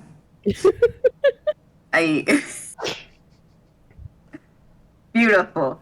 So, yeah, I've flavored Genie's wild shape like this. Don't ask. That's so cute. But also, what? Oh. Don't worry about it. We won't. Continues to worry about it. But I think you guys have a different thing to worry about now. Yeah, look is at the door. Are we all ready to hop back in? Yes. Yes. Yeah. Okay. Cool. So yeah, you guys heard a knock at the door. Alright, Amber's gun is out and she looks to Sammy. Sammy's gonna go to the door, but he... Are you sure you want to open that? Are we expecting anyone? No. No. Is there a But window? usually if someone arrives at my garden, there's usually some plot reason. Alright, Arata stands up from where he was lying down on the floor. I think he actually reaches for, like, the handle of his rapier, and, he goes, okay, if we're gonna open that door, I got your back. Okay.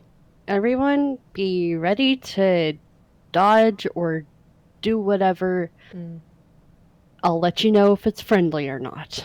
Mm-hmm. And Sammy's gonna open the door.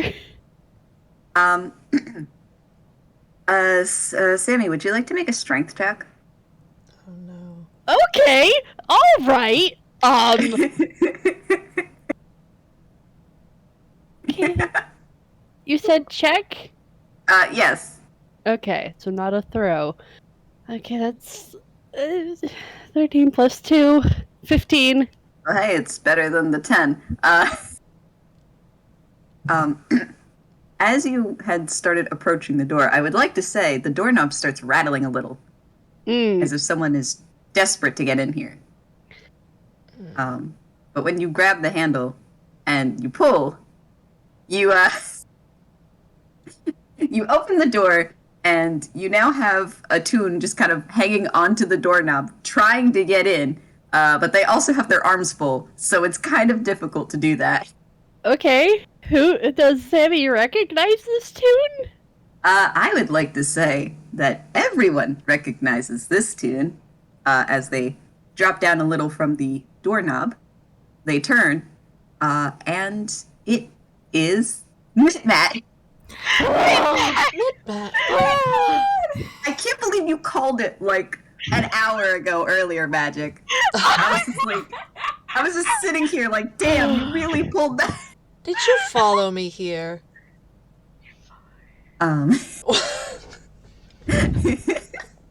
There's just like Sammy like opens the door and then leans over, and there is a very visible sigh of relief as he goes, "It's okay, it's just Matt."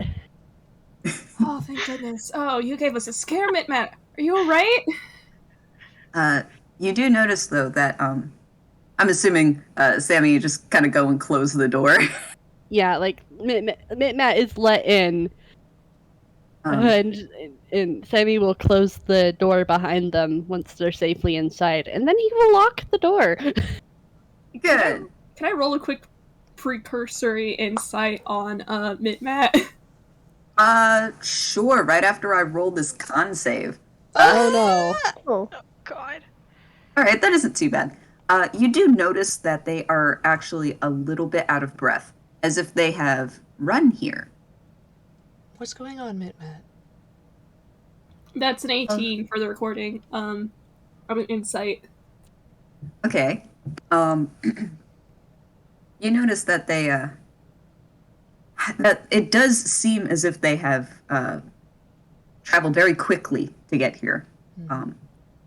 And they are holding something very close to them. It's at nearly the size of them. You see in their little arms that they are holding a rolled up rug. Or at least that's what it looks like. Oh, you mother pecker! Question mark? The name comes into play. Points at the name! Oh my god, you are kidding me! I think I know. Oh. I think I know what this is too. I'm very confused. Okay. If this is the portable basement, I am going to yell. Oh. What- But that would be too easy, wouldn't it? Is somebody chasing you again, Midbat? Matt kind of just stares at you for a moment, but shakes their head. Okay, that's good. They glance about quickly Do you and want look. some soba? I made some soba. Do you want some? You can see their eyes kind of widen a little, and they do get just a slight bit sparkly, like, oh yes, food. But then they shake their head. And then they gesture. Huh? I don't think he's gonna take that. He's gonna pour them. He's gonna get them some something to eat. Do you want to put that down? Can you? They hesitate a moment, but they stare at you rather seriously, and they kind of sit down for a moment. Mm-hmm. They gently set it down on its side, and then unravel it, or rather, unwrap it. It is a rug, but there seems to be something wrapped within it. You're kidding me! Oh no! Fear? And as they unravel this rug, which seems to be a relatively plain looking rug, probably similar to the one on the title card, but maybe a little more intricate. I couldn't do much on paint. But within this rug is a very large looking canister or cylinder. Matt, what is that? And they stare at you Is that a and grenade? stare at you some more. Oh no! Okay. Me Is that saying the- no. Is that the arm Is that a cylinder? grenade? No, this thing is much bigger than a grenade. Okay. It's actually probably the length of the rug, or width. Yeah, probably the width. Oh, my. And it is currently opaque because it is also wrapped in some kind of like dark-looking sheet.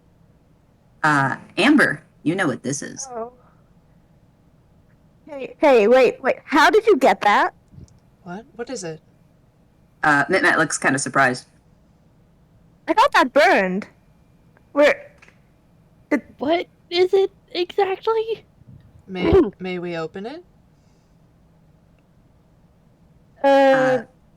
It's a severed arm last I checked. Oh. Severed arm! Maybe it still is. Maybe it isn't. I don't know. Oh. When you say Hey, that, let's get the kid away from that. actually, when you say that, Amber, Mitmat goes and unwraps the sheet away from it, and yes, indeed, it is a severed arm. I thought I had hoped it wasn't important. It is Where did you get this? How did you get this? I thought it burned with the rest of the house. They get around, and they are quite good at finding things. Did you walk into a burning building? I hope you didn't. It's just looking from you, Amber, to you, Professor. Amber, Professor. Wick, can...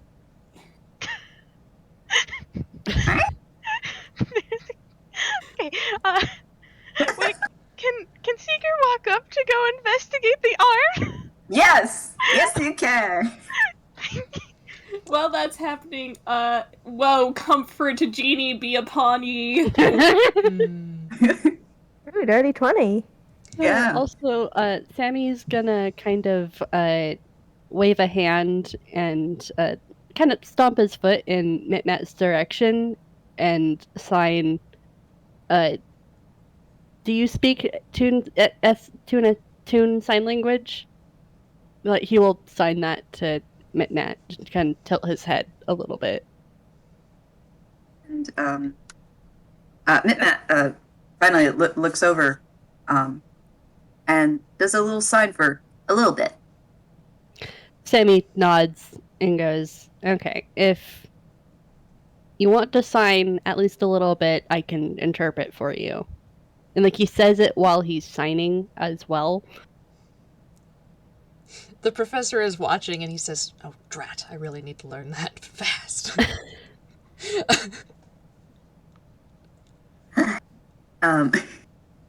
In the meanwhile, you got a dirty 20. Yes, What would you like to know? Or Um, what are you looking for something specifically? Okay. I'm looking for if it's a clean cut. Is there anything to be like? How is it preserved? Um, does it look like a normal hand? Is it a normal arm? Is there still clothes attached to this arm? These are all very good questions. May I suggest how many fingers there are, and is there anything wrong with the pinky? Yes. Yes, Oh. that would be good questions. All right.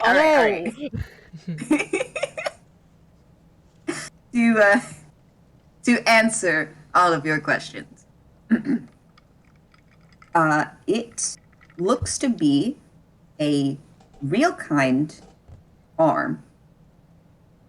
Based on the typical structure, it is most likely male, but it's very difficult to tell. It has 5 fingers, and that seems to be the normal amount for this hand.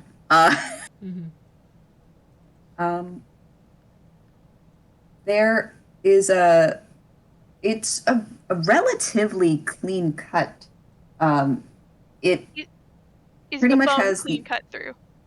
Huh? Is the bone clean cut through?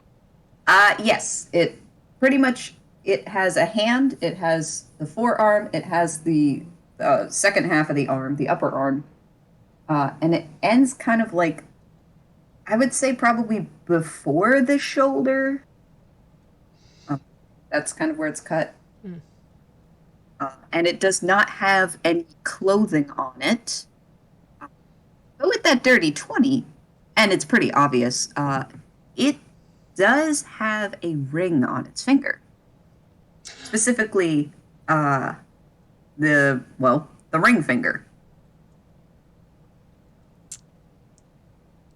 Oh no. Can Professor see if he recognizes the ring? Because he knows of some other interesting rings. If you'd like to roll for it, yeah. Yes, let me... Okay, that is a... What is my investigation? Haha! That is a dirty 21. Oh my god. Hey Wick, can I roll a history to see if this is some sort of wedding band? Because Seeker has technically officiated a wedding. You know, you don't even have to roll history for this. It does not appear to be a wedding band. In fact, with your roll, Professor, upon closer inspection, this seems to be, it's a pretty thick ring. It does seem more like a band than a ring, which, again, leans more towards the indication that this is probably a male hand rather than a female. But, again, you can't quite tell. But it looks like it is some kind of school or class ring. Okay, is it the same class ring that that Pappy had, or similar? Yeah. Because he did have I wrote down what rings he had. I literally did. Where are my notes? He had several rings. He had a class ring, he had a troop crest, and he had a wedding band, and the other two you didn't specify. Yes. Well, Pappy is married. Or was. And Anyway. the class ring is the same. I think Professor says that out loud. I think at this point, Arata's come back. He hands some soba to Mit-Mat. Mit-Mat takes it immediately and just starts eating. Yeah, I think he's going to, like, usher Mit-Mat over to the couch. You try to do that, but they kind of keep trying to walk around you to just be back in the vicinity of this arm and you guys looking at it. Oh my god. Oh my god. I don't think they're gonna leave, and they already found it. Shooing them away isn't gonna change anything. I have a you didn't actually answer one of my questions, Wick, and I do Oh, want to right. touch I back on remember that. which question. But go ahead. What? How is it preserved? Yes, how is it preserved? In this container, which seems to be a thick glass container, looks like it would actually be very difficult to break. But, I mean, could it? Probably. But, I don't still, want to Mitmap test was that. careful with it. What? I don't want to test breaking the thing. Yeah, it does seem to be suspended in some sort of liquid.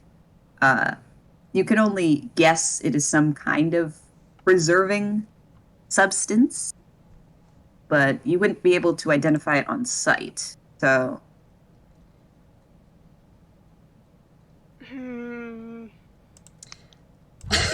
Preservation liquid.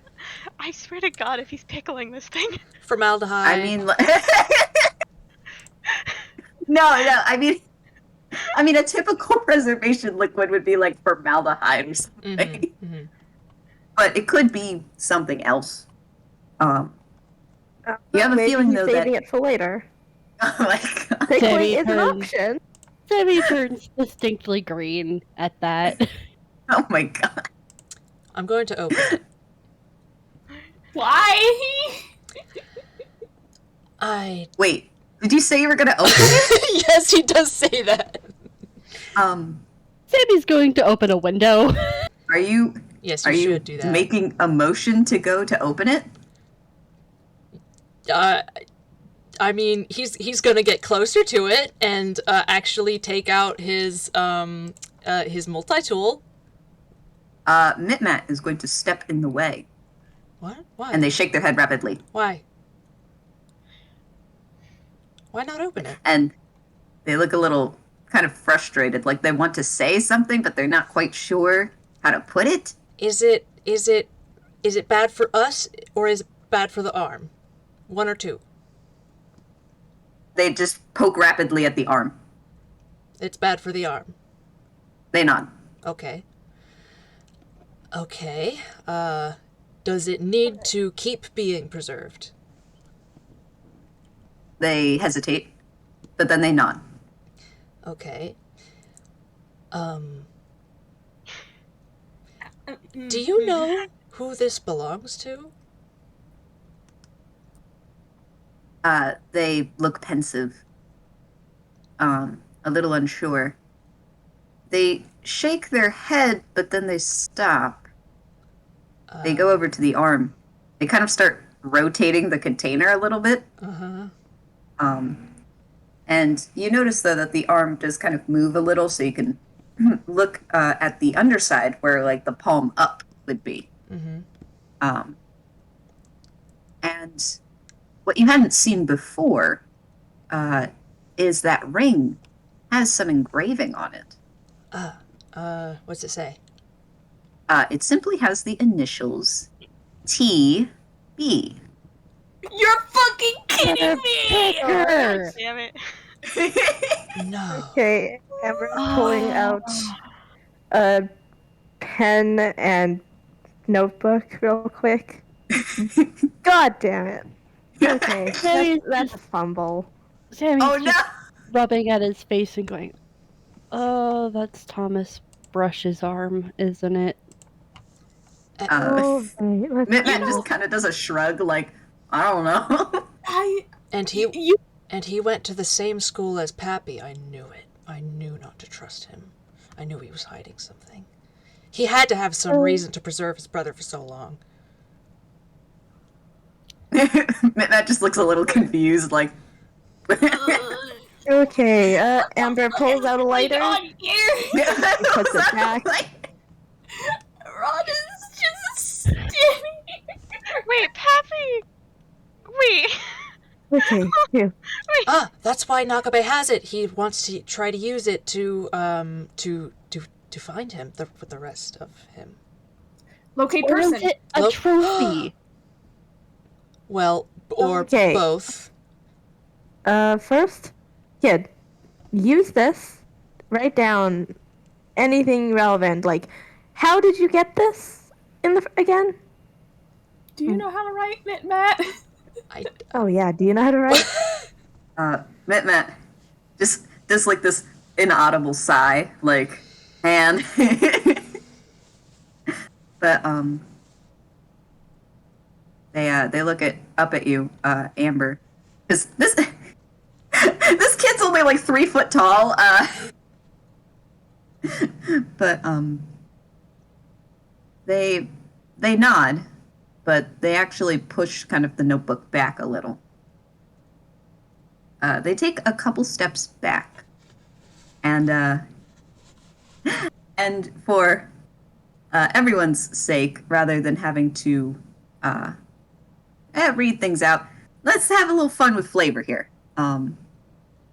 They kind of just close their eyes a moment, and then you see, yes, a thought bubble coming up. Oh my goodness. And it kind of like widens a little bit, and now you can kind of see what has happened from Mitmat's point of view.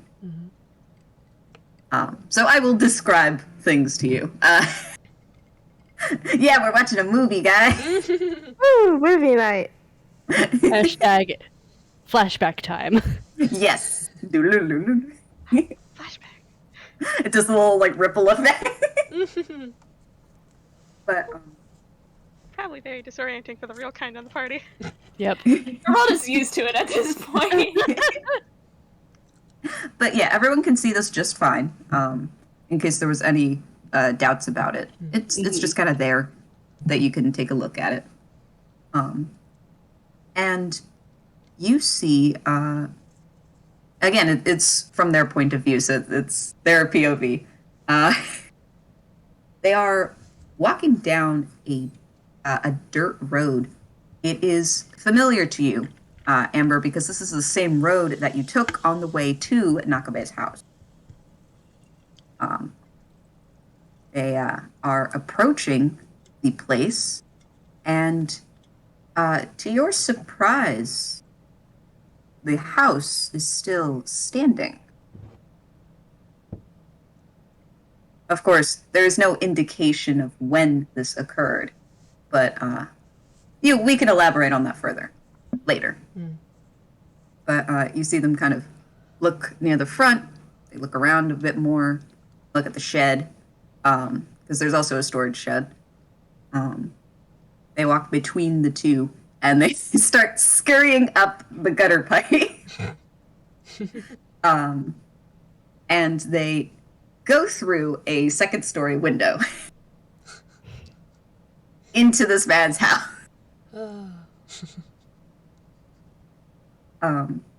When they land in there, it seems to be kind of a darkish hallway. You've got a couple of doors available. Mitmat looks around, trying to determine which door to go through. They decide to pick the center one. It is unlocked. They open it, and it appears to be some sort of bedroom.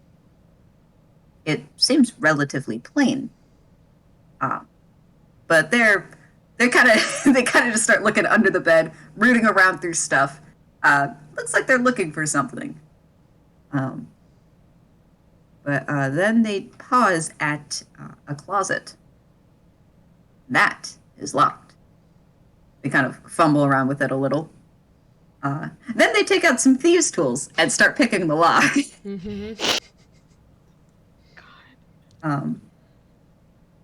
But they get it unlocked, and they open it, and this rug just comes out and just flops on them. Doesn't seem to be too bad, just kind of caught them by surprise. They are kind of wandering around. It looks a little dark. But you can kind of, you can get a little outer perspective here.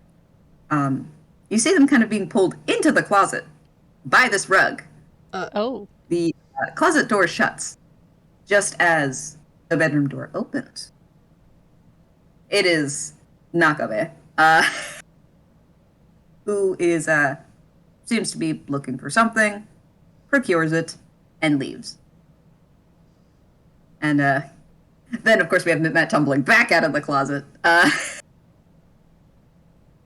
And they're just kind of batting this rug away, like, what?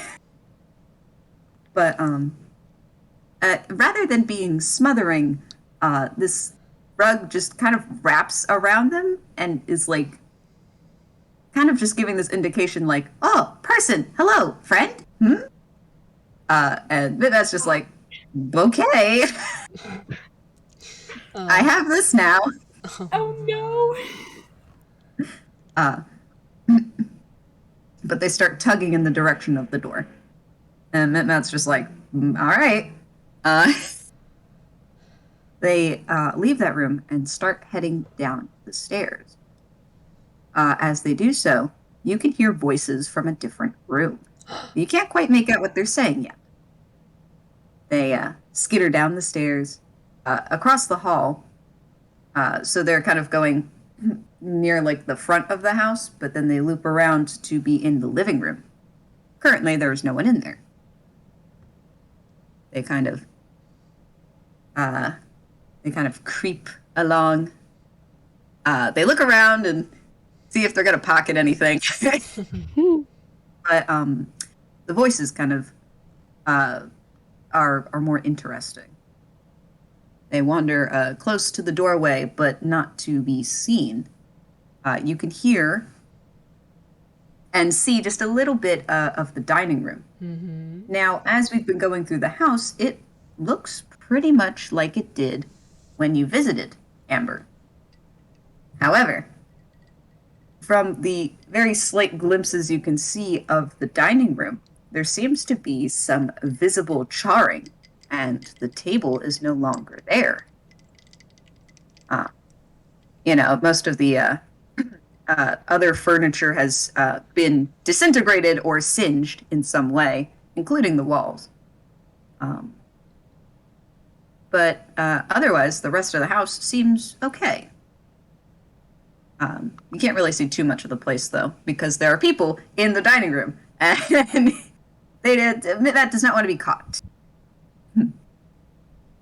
And so from there, you can hear a familiar voice. And this is where we're going to keep our guest of honor. We're going to put them here, and your job is to just watch them. That's all you need to do. That's it. Mm-hmm.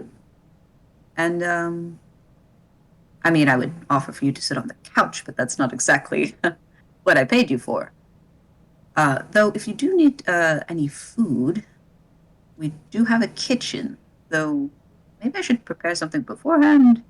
What do you guys like to eat? I don't really think that'll be necessary. Okay. And he keeps talking. But Matt hears kitchen and is like, okay, let's check it out. They loop back around and go into the doorway that is where Nakabe came in when you found the arm initially, Amber? Yep. Yeah, that's where they go through. And they're just kind of looking around like, oh, yeah, this is a kitchen. They kind of start... they open a couple of the fridges. They're just kind of poking around the place. But then you hear from the adjacent room, oh, you said you wanted some water? Why did you think they would need water? Let's see. And you hear them approach the kitchen. Mitmat, in a panic, goes over to the cabinet and hops in and closes the door. I would like to to paint this picture. You just have Mitmat just sitting there in this cabinet with this rug around them. They're just sitting. And then you kind of pan out and you see Plant like literally a foot away from that. No! But of course, along with, the other bits and bobbles in this cabinet. Uh-huh. Mitmat slowly turns their head towards Plant. Plant makes no move. But You do hear some people in the kitchen, though, but on the far side. So Mitmat cannot leave. They're just kind of sitting here like, okay, I just gotta wait it out. I don't know why the plant's just looking at me like there are no eyes, but Mm-hmm. The feeling of aura. being watched. but the but the rug is tugging them slightly in the direction. Mitmat is tugging back away from that direction. But then you all can hear a voice say, "Why did you come here? It isn't safe." And Mitmat just kind of stares. "What are you planning to gain?" Mitmat just kind of shrugs. After a beat, Plant goes, "If you are going to be here, then take the canister here." And you can see a frond kind of touch this sheet-covered container. "I can't fix anything right now. It's too far gone. But maybe you can prevent them. He won't have control over them. Take it." And Mitmat looks confused, but the rug just goes, "Hey." But you hear some shuffling steps outside. Now, where did that one go off to? And I'd like to picture it for you. The cabinet opens, and Nakabe is there. Visible to Nakabe is Plant and the canister. Mitmat is hiding behind the canister. Holy shit! And Nakabe goes, "Oh, there you are, Plant. Now it isn't time to be, just rummaging around in cabinets again." He picks up Plant. "Besides, it's about time you meet our fair lady. Isn't that right?" He kind of just quietly closes the cabinets, taking Plant with him. In that moment, the rug kind of wraps around the container, and then that's just like, mm-hmm. They kind of pick it up, they listen for anything, and then they very carefully get out of the cabinet, and they kind of, as quietly as they can, but as quickly as they can, leave through the front door. They kind of peek around the side. You can see that they have moved to the shed, Nakabe and Plant. They go into the shed. Then I kind of just breathes a small sigh and starts to make their way away from this place. But as they go to leave, all of you hears a harrowing shriek, followed by a thud. And Mitmat just books it. They're just like, nah, I ain't dealing with that. And as they are running away along this dirt road, the whole flashback kind of ends. Oh, good. And then now they're just sitting here, eating soba. Oh, Mitmat, do you need a hug? yeah, I was gonna say the I mean, professor yeah. opens his arms and it's just like, hey. Knew I should have stuck around. They it looks like they fidget with like the end of their shirt a little, but they go over to you, Professor, and they give a hug. Mm-hmm. And you notice they kind of like cling on to the front of your shirt or jacket, whatever's available. Yeah, I think when they came in, honestly, I think he knelt to be closer. So I think he's just sitting on the floor with Mitmat, more or less in his lap, eating their soba. He looks very troubled. Can I say that Jeannie is probably nearby to Mitmat and is trying very hard to do that like affectionate head rub?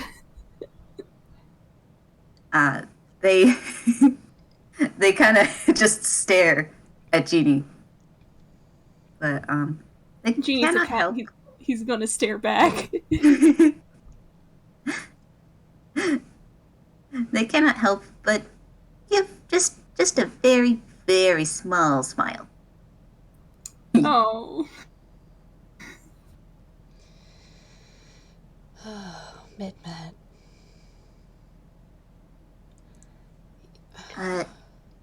I'm important. Yes, I can see that. Oh, as With that, we can destroy him. You could tell that they're referring to Nakame, and they look rather determined. yeah. He pats them on the head and smiles a little bit and says, you know, I think I think you're right. But just remember what I said about choosing your battles. Choosing your marks carefully. Yes, I did. Okay.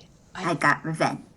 And they just stare triumphantly at the arm. Sammy just kind of turns to Arata and goes, I like this kid. Okay. The professors.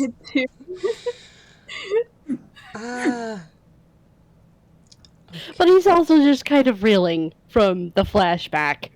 Like, yeah, holy shit, that was a close call, but also Arata's just like, little thief. Yeah. In the shed while I was there? Huh? Eh? Hold on.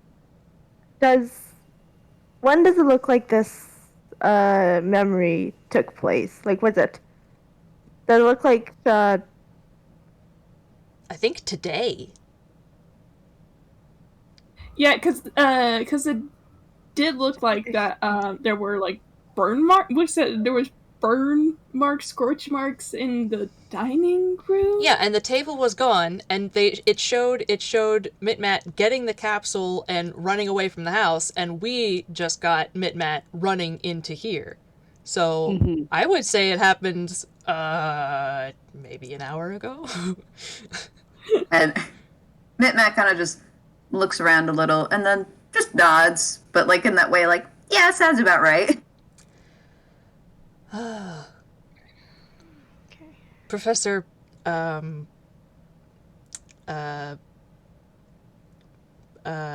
sort of like runs his hand through their hair and says, okay, you need to be more careful. You could have been seriously hurt. Please don't do that again.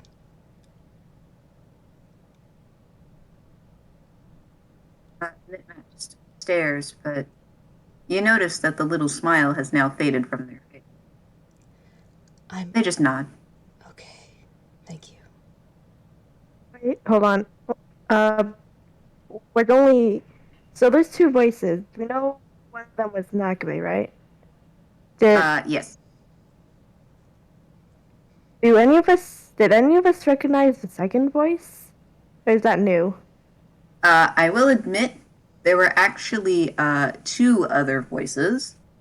But I should have made them talk more to be a little more apparent. But I would have to say there are probably people that you haven't, like, I don't think you would recognize them. Phew! Okay. So he has two people working for him now, and is it just me or does it the special guest, I'm guessing either Thomas or Bevan.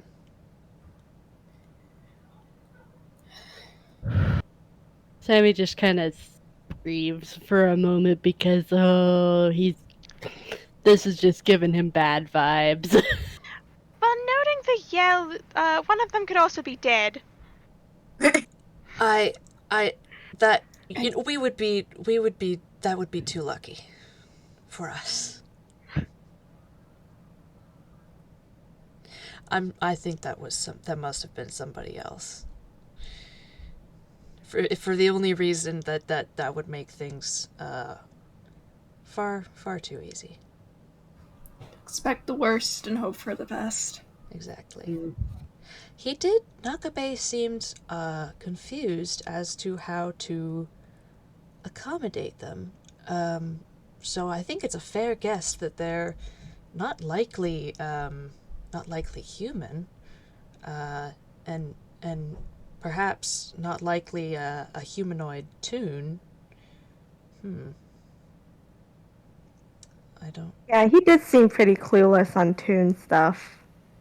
Right. He seems pretty clueless in general. That's true. I wonder if they were warforged or some other sort of being that eats something different from. There was something about water? There was something about. Yes. Also, I'm sorry, but what was up with Mick's plan? Yeah! Can we get back to Mick's plant?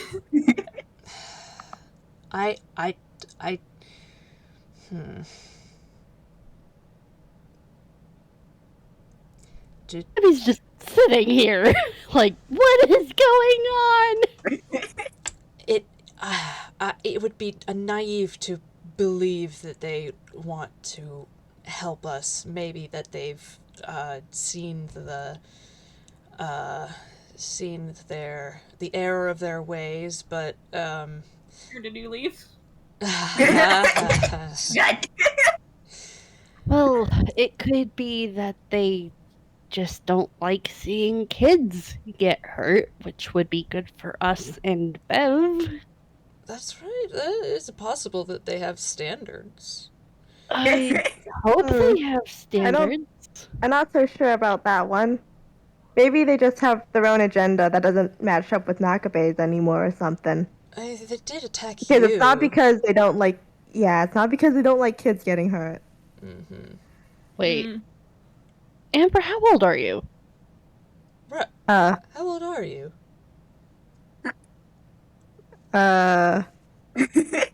Well, and specifically, however old you are, does that make you an adult or not an adult? In Toon, in your own personal.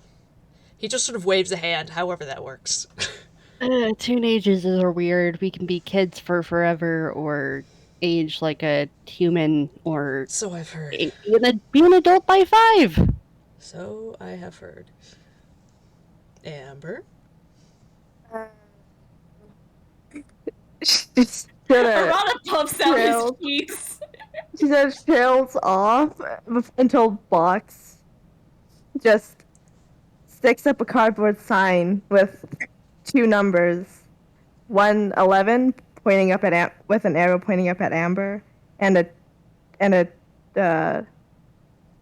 wait, fuck, how old is Box? Wait, hold on. They're like 3, and the 3 pointing at them. Oh no. You've got to be kidding me. 11? Yeah, technically. I mean, probably. I don't know my exact date of birth. Arata sits back down on the floor. Sammy's just like, okay. Remind me to Alright. teach you about drink safety sometime. What?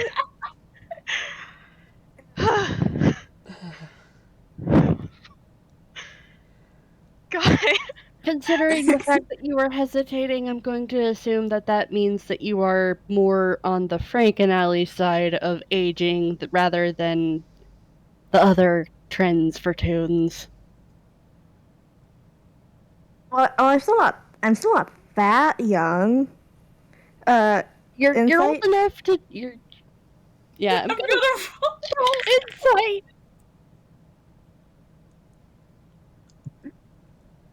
Oh, damn it! That's an 11 plus 1. Yeah.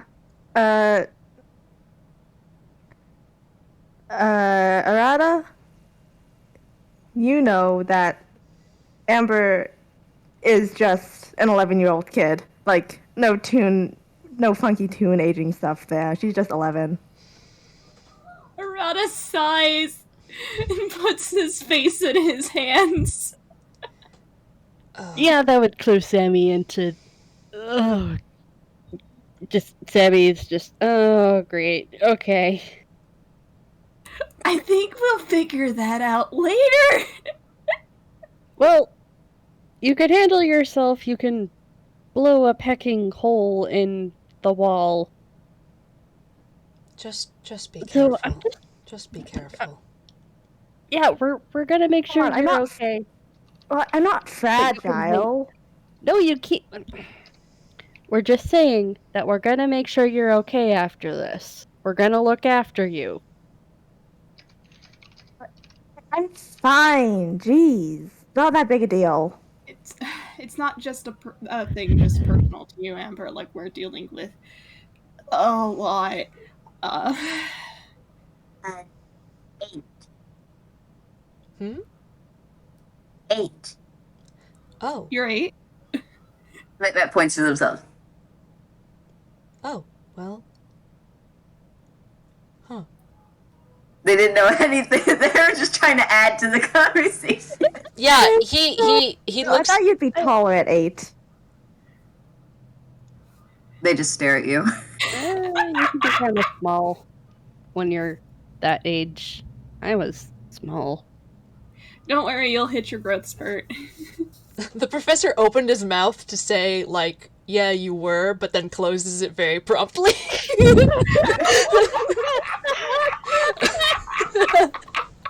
Oh my god. It's actually debatable if growth spurts will actually happen, depending on the extreme. Who knows? You could get a redesign and whoop.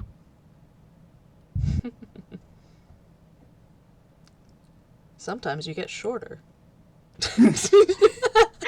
Yeah, no, it depends. I hate it when a redesign takes off a few inches. If we take Nakaba's kneecaps, he'll definitely be shorter.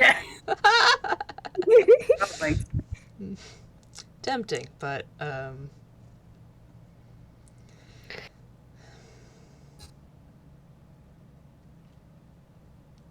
God. Just Sammy is just kind of like, let me at least deck him in the face for all of the crap he's put everyone through. I'll allow it. Sammy has granddad's permission. He just kind of does a little pump fist, like, yes. The professor leans forward and taps on the rug, and he says, thank you for helping Midmat. Do you wish to be introduced? He is talking to the rug. Right. Kind of just stares for a moment at where you're kind of poking them. Mm-hmm. That kind of scrambles down and kind of rolls the canister so it's off the rug. Right. And suddenly, Professor, Uh-huh. this entire rug just kind of like wraps around your arm. Ah! Oh, hello. Oh, okay. Sammy And right by Professor now, and like eyes are sparkling. Like, oh. you can see like the little tassels at the end. They're just kind of like swapping a little happily. Oh. I love, rug dog, I rug love dog. this rug. What? Why did Nakabe have you locked up? Hey, Mitmat buddy. looks from the rug to the professor and goes, "Not his." What? The Stolen. Not his rug. r- but yes, but why did he have? Why did he think he could do something with? Why would he? He's a bounty hunter. I don't understand why he would need. Most likely a trophy from someone else. You, You know, would you like to roll investigation yes. Yes. while it is currently on your arm? 17. Cool. Sammy got an 8. Uh-huh. 17, 8. I don't know if anyone else wants to roll.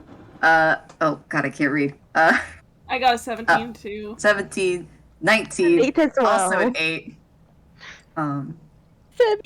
Sammy and Amber just are staring at the rug. As it's kind of wriggling around on your arm.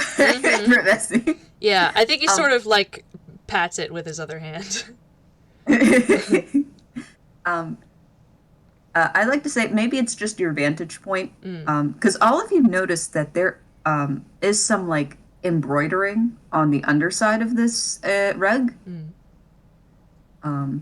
But I guess the others are a little bit closer because you can't really tell anything, Amber or Sammy. But the ones that are a little bit closer, you can kind of look.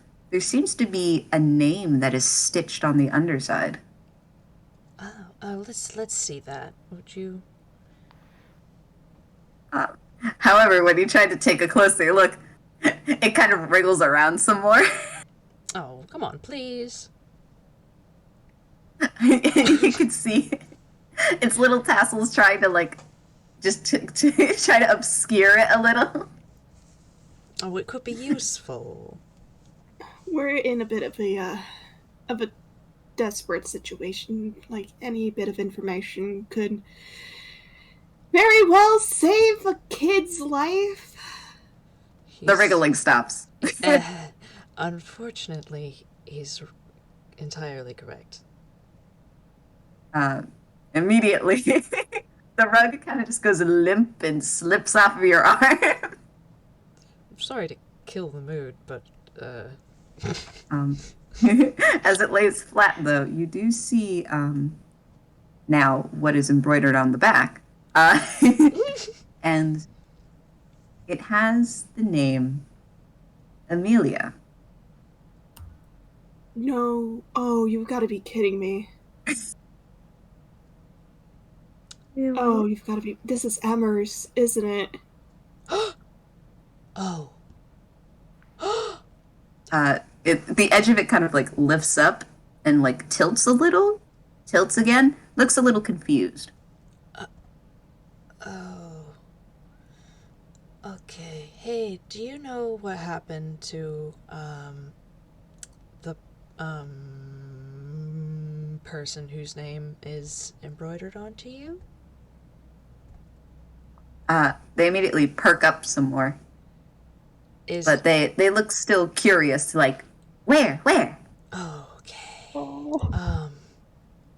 Yeah, he's actually like sort of like stroking it, and he looks really like regretful, and he says, I am so sorry to have to inform you that your old companion is no more.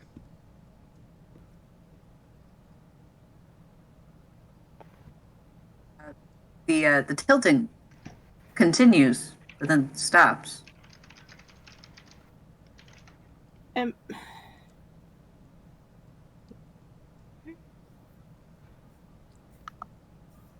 They seem just kind of. You just feel kind of this air of confusion.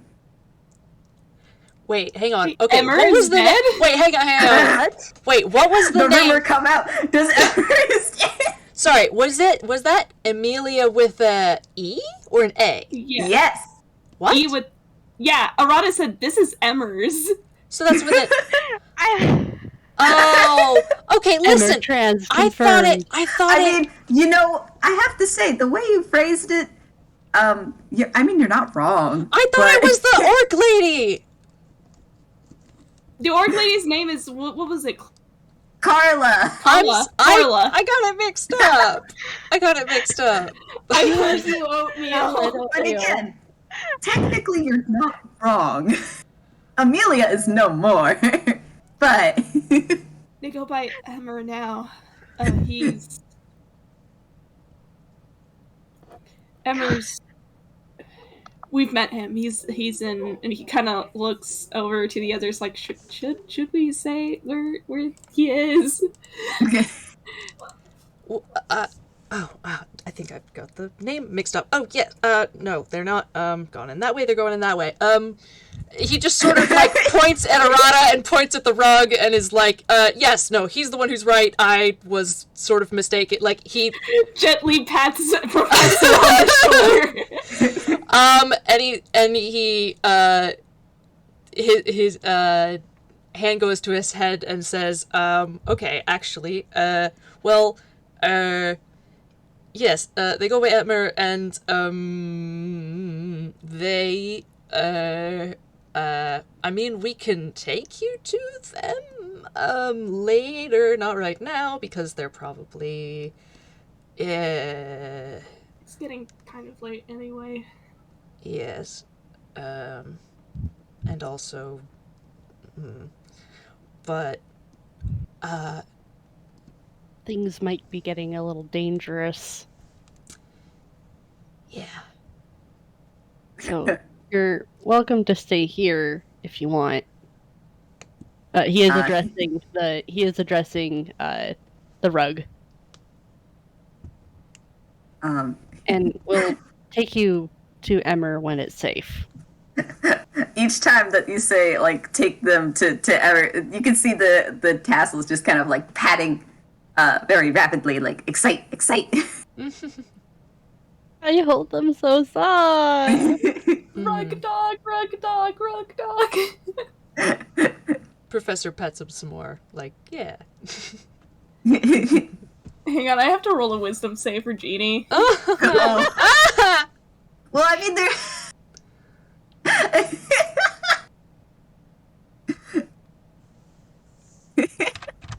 Alright, for the briefest of moments, if anybody's looking at Genie, his eyes go like he does go like momentarily silly mode before going like, okay, no, I have to stay serious.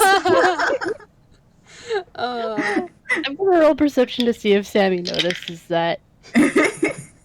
That was a natural 20. oh my god. Go crazy. Sammy kind of notices that, and I'm actually gonna pull from Hammer Space. He does hand Genie a little ball of yarn from his Hammer Space. Oh my god! I have to roll another whiz save! Sammy's grinning. Oh my god. Yeah. Genie just bounces on that thing. If Arata looks at Sammy, Sammy's whistling with a halo over his head.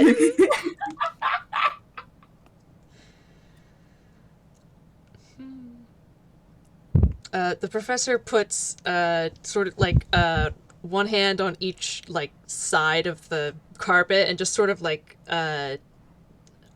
bends his head down towards it like intently and says like, thank you for keeping Mitmat safe. And they actually kind of hug in Mitmat's direction. They're trying to squirm to them. Mm-hmm. Midmat's right there, so. They immediately kind of envelop Mitmat. And Mitmat's just like wriggling about, but they seem to be okay. Uh-huh. Looks like you got a new friend there. And Mitmat just stares and then just kind of shrugs. But if there's anything else that you guys would like to add, because we've got like about 5 minutes, so unless you just kind of want to end it here, sort of. I have one thing I want to say, which is I think the professor will offer to keep the arm in the ellipsis because it's kind of Heavy bad vibes, bad ambiance. He does not want to leave it in here where Sammy lives. Sammy does not want that in his space. I will be real. He's just kind of like, as soon as Professor says that, he's like, there's an utter look of relief on Sammy's face. Because he hadn't even thought about where the arm was supposed to go. Yeah. And it was just like, oh, I do not want that here. If only Seeger had a house. Sammy has told Seeker that Seeker is welcome in the House of Paint whenever. I mean that, and like he could take the arm home. Look, listen. No! Let me see what you have. An arm. Oh, jeez.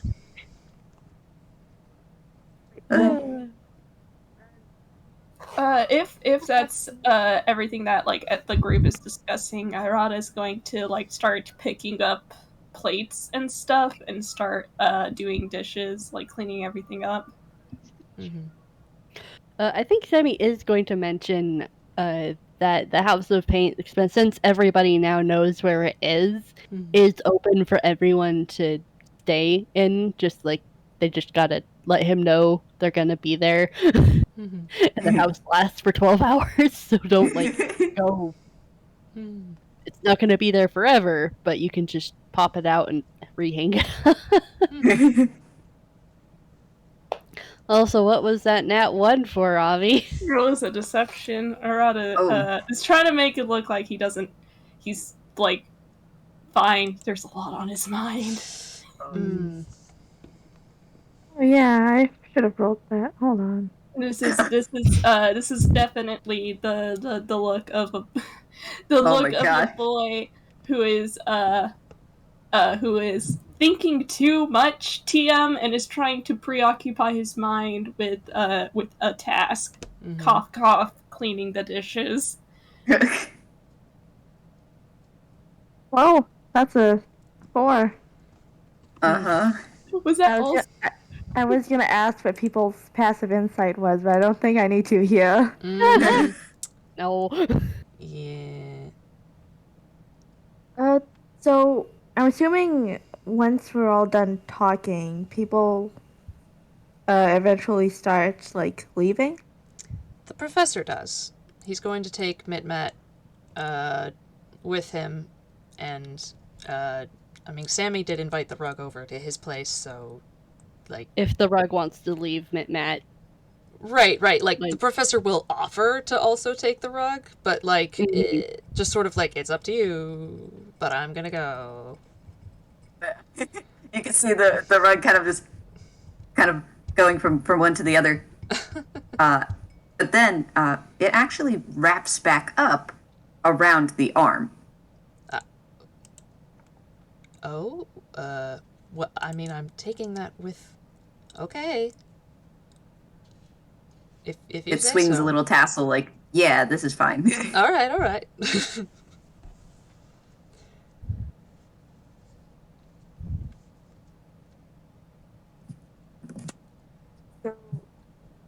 Tala, yeah, you were saying. I guess once everything has settled down a little, they're all winding down from that whole deluge of information and the arm. I guess it becomes more and more clear over the duration that Amber herself doesn't actually look that good. Like, at first it was a bit of a subtle difference, but like by the end of this meeting, it becomes pretty clear to anyone who just looks over in her direction that, hey, she's looking a lot dimmer than usual. And has she been a bit quieter than she normally is? And well, she just looks tired and drained, pretty much. And like there's a lot on her mind too. Sammy's gonna sit close to Amber and kind of just look at her and go, "Hey, you okay?" Huh? Shouldn't You be okay? asking Arata that. He doesn't look too great. Yeah, I'm gonna check up on him in a sec, but I wanted to check up on you first. I don't know what you're so worried about. I'm fine. That is a lie. Amber, I can tell that you're not doing so hot. Literally. Look, it's just feeling a little under the weather. Literally, it's getting cold. Do you want to stay the night? No. You've got room. And this is a magic house. You're not gonna burn it down. Are you sure? Mm-hmm. And you don't need to roll insight. Sammy genuinely believes that. Because he got this painting from Glorps, the literal lava monster that we all adore. Yes. Glorps, my beloved. I mean, fine. If you're that worried about it, we can stay the night. And honestly, you can stay as long as you want, Amber. Can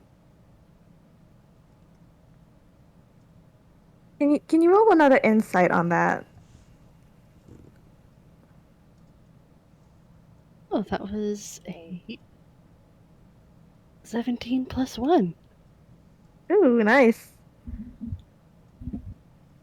Okay, so at that, she just sort of stiffens, and you get the feeling that she is way less sure about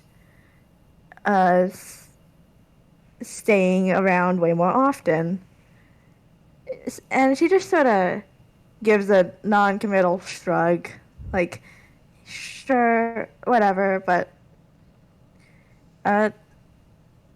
yeah, you can probably tell that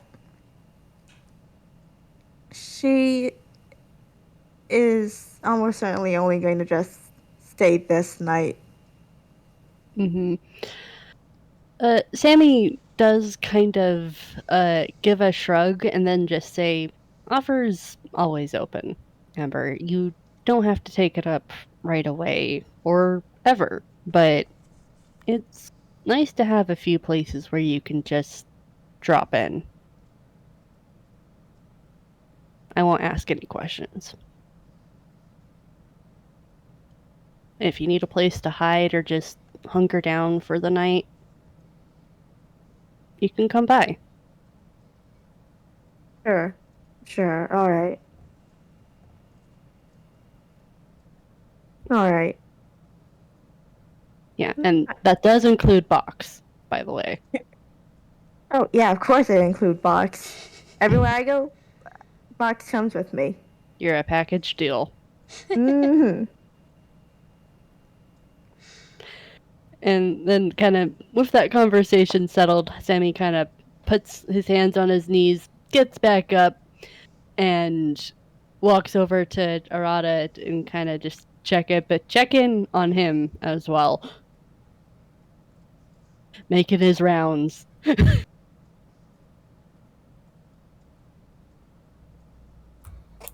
I mean, I'll be real. He crit failed his deception. Yep. Um.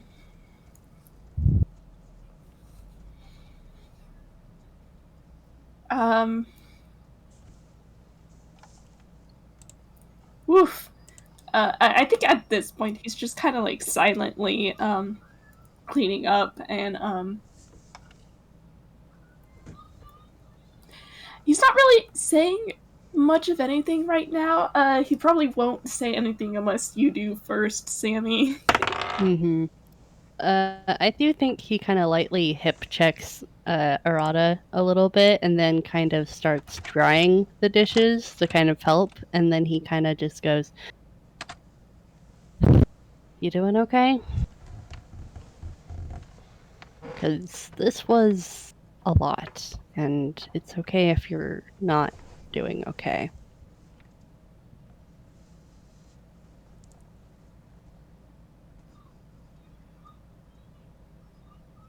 Oh, I'm trying not to get emotional because it's happening again, guys. I am feeling my character's emotions. Take all your time you need. Take all the time you need. I get it. I feel you. Yeah, I'm like give me just like 1 second. There is a bit of a moment as Arata kind of like pauses, and like you can like visibly see him hesitate, and he's holding one of the plates, and he goes,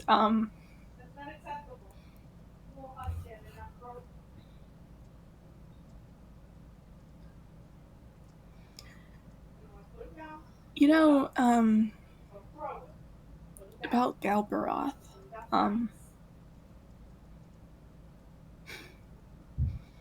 Yeah. what they said about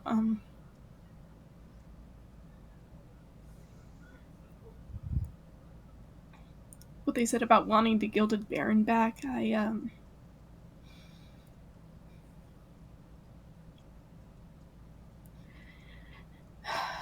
He takes a deep breath, and he goes back to like scrubbing the dishes, and he just says, I think I can empathize with Galbaroth, but I don't think I can agree with what he did to Emmer. Mm-hmm. Because, like, I get it.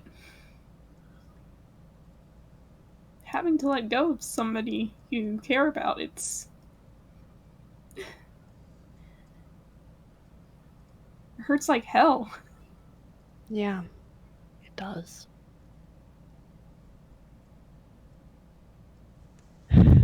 Arata, do you need a hug? I think I need more than a hug.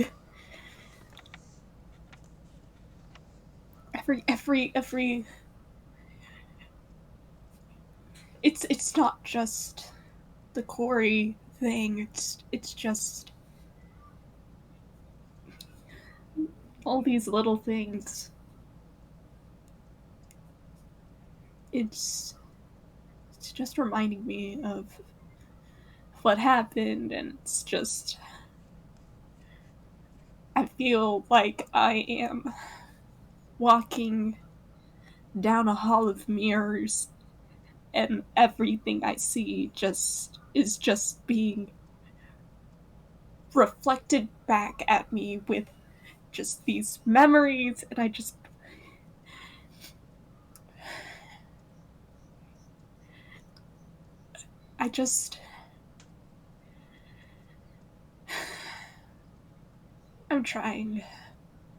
I'm I'm trying really hard, Sammy. I just want Bevan to be okay, and I want the rest of us to be okay, and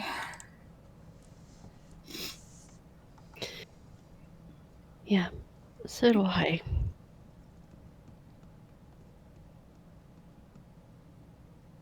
So do I. I want all of us to be okay. And I'm gonna do everything in my power to make sure that happens. I will too. Yeah, well, we're this isn't just us alone. We have each other. And Arata, it's okay to remember what happened. It's okay to grieve what happened. It's okay to miss him.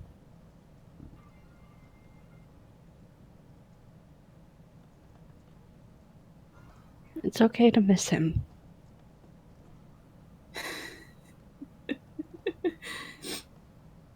I think he'd kick me in the teeth for getting emotional like this.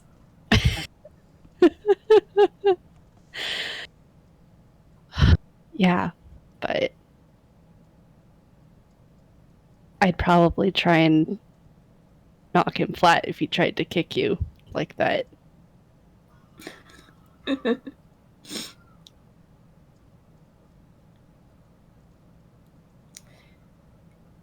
You know what?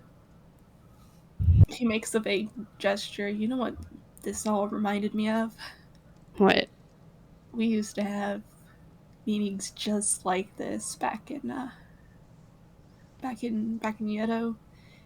We would we would use my room in the attic of the Gree as a as their little hideout.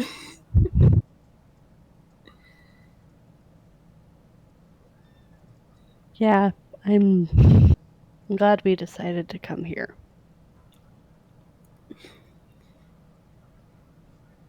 I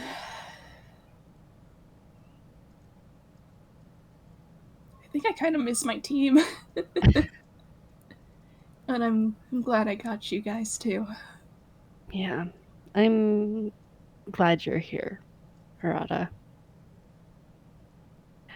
And also, I'm not letting you go back to the inn tonight. You're sleeping over here, okay? Also assume that I wanted to go back to the inn.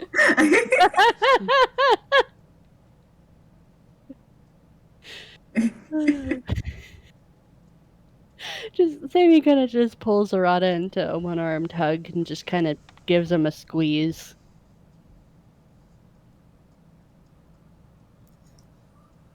We're gonna be okay. Yeah. It's gonna be hard right now, but we're gonna be okay. Of course we're gonna be okay. Look at Genie. He's still playing with the yarn ball. Oh my god. Thanks. Yeah, no problem. We're going to kick Bay's ass, by the way. Yeah. Well, Professor already is gonna let me take a punch at him, so. Thank God. I wanted to punch him in the face so bad for poisoning. Mira Brain is currently blanking on the grandmother's name. I am so sorry, Wick. That is okay. Her name is Mildred. Mildred, right. For poisoning Mildred. Who does that at a tea party? I was wearing a cute dress and everything. Actually, you know what?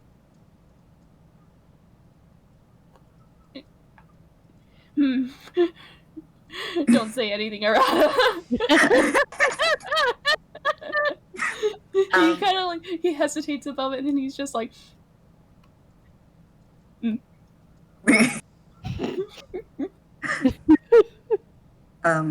and I'm thinking though, if we would like, should we kind of just pull away a bit from it as the two of them are like, yeah, we're gonna kick this guy's ass? Well, I did want to just see how Seeker's doing and stuff. Like, because All like right, cut the Seeker. everybody else got their little post-credit interaction. Is Seeker needing some attention magic?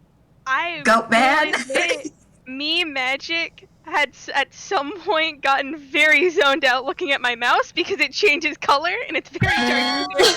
Oh my god. Rude.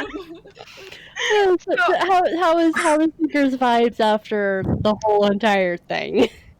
Seeker's vibes. Hold on, give me a moment. Vibe check.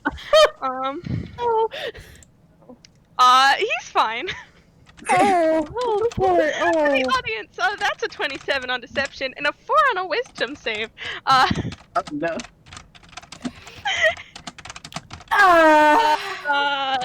Seeker, you're bullshit. You're bullshit deception. I want to add, Good shit. regardless of whatever that deception roll was supposed to hide, Amber does just get up from the couch and go over to Seeker before he leaves and just ask, so, how's the arm? It still looks a little singed. I've had worse. Sammy just kind of points for where he's at the kitchen, like kind of like at the half wall, and goes, "Seeker, you're staying the night." Well, I guess I don't have a choice. I know you. The last time you were here, you were sleeping on a bench. You're staying here. I have no defense against that. God. We cornered you now, goat man. God. God. This is actually a sleepover. Yeah, That you know. doesn't sound like a bad idea. Maybe Yeah. after all this is over. Mm-hmm. You just hear Arata scheming in the background. I just had the image of like Sammy and Arata just kind of looking at each other and going, a sleepover, huh?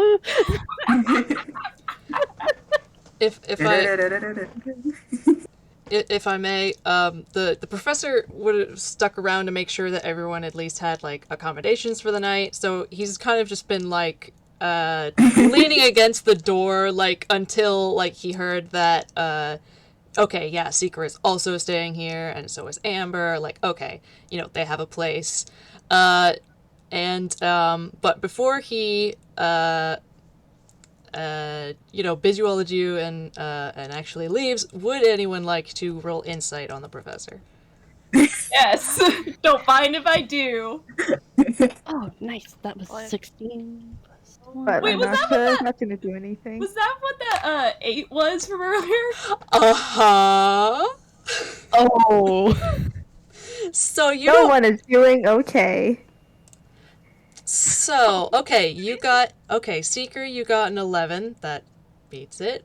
Sammy, you got 17. Tala, 12. Okay. Mitmat, you Listen, Mitmat Mitmat's is had a whole baby. day and a half. yeah, Mitmat. That is baby. At sleep. The professor is the professor, and he's here, and he's gonna take you home, and that's gonna be nice. That's it. Nice. For everyone else, the professor looks very like he's like he's putting on a front of being like very calm and like even-minded right now, but like through his like subtle mannerisms and expressions that slip occasionally, you all are able to tell that he is very, very, very angry. He's very worried, and underneath that, he is genuinely scared. Professor! Okay, here's what I think's going to happen. So he's sort of just like, okay, everyone's good, right? I'm gonna go. Before Group hug. before that happens, Mira, would you say there's like, I guess like Tupperware or anything that Arata could put any leftover soba into? Yes. All right, cool. He's gonna grab that, put leftover soba in that, and before the professor has the chance to walk out the door, Arata's going to catch up to you, and he is very pointedly handing the rest of the soba to you. Oh, you don't have to. I have food. We're going to be all right, okay? He pauses at that, like, this wasn't about the food. He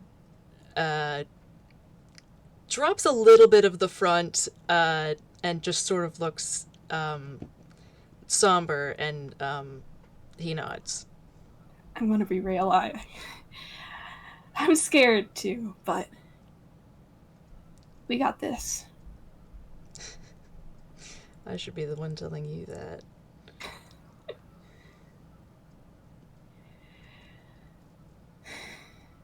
Thank you. Of course. And I think I speak for both me and Sammy. You're welcome to come back if you'd like. Simon very, very enthusiastically nods. Like, he's just been kind of leaning on the counter and smiling at this. Mm-hmm. Just, Arata's words are his words. Uh-huh. Yeah, he gives you a genuine grin. He says, "Thank you. I do appreciate that." All right. I will be taking my leave then. I will see you soon, hopefully. Right. See you, and Arata turns to Matt and he says, all right. You're a stinker, and I love you. Have a good night.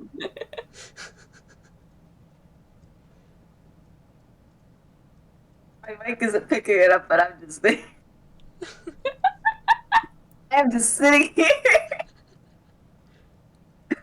They are a team, Your Honor.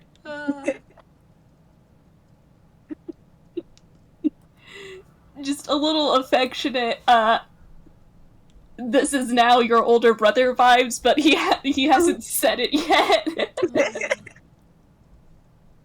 Yeah. That will just blink. All right. On that, Yeah. Mm-hmm. say goodbye and good night. Mm-hmm. Goodbye. Bye. Thank you all Thanks for for listening, joining and us. thank you all for playing. Thank you. Oh, this was wonderful. Thank you, Wick. Ooh, boy. All right, we are ready to stop the recording, yes? Mm-hmm. Oopsie, I just stopped it. All right, I'll stop mine.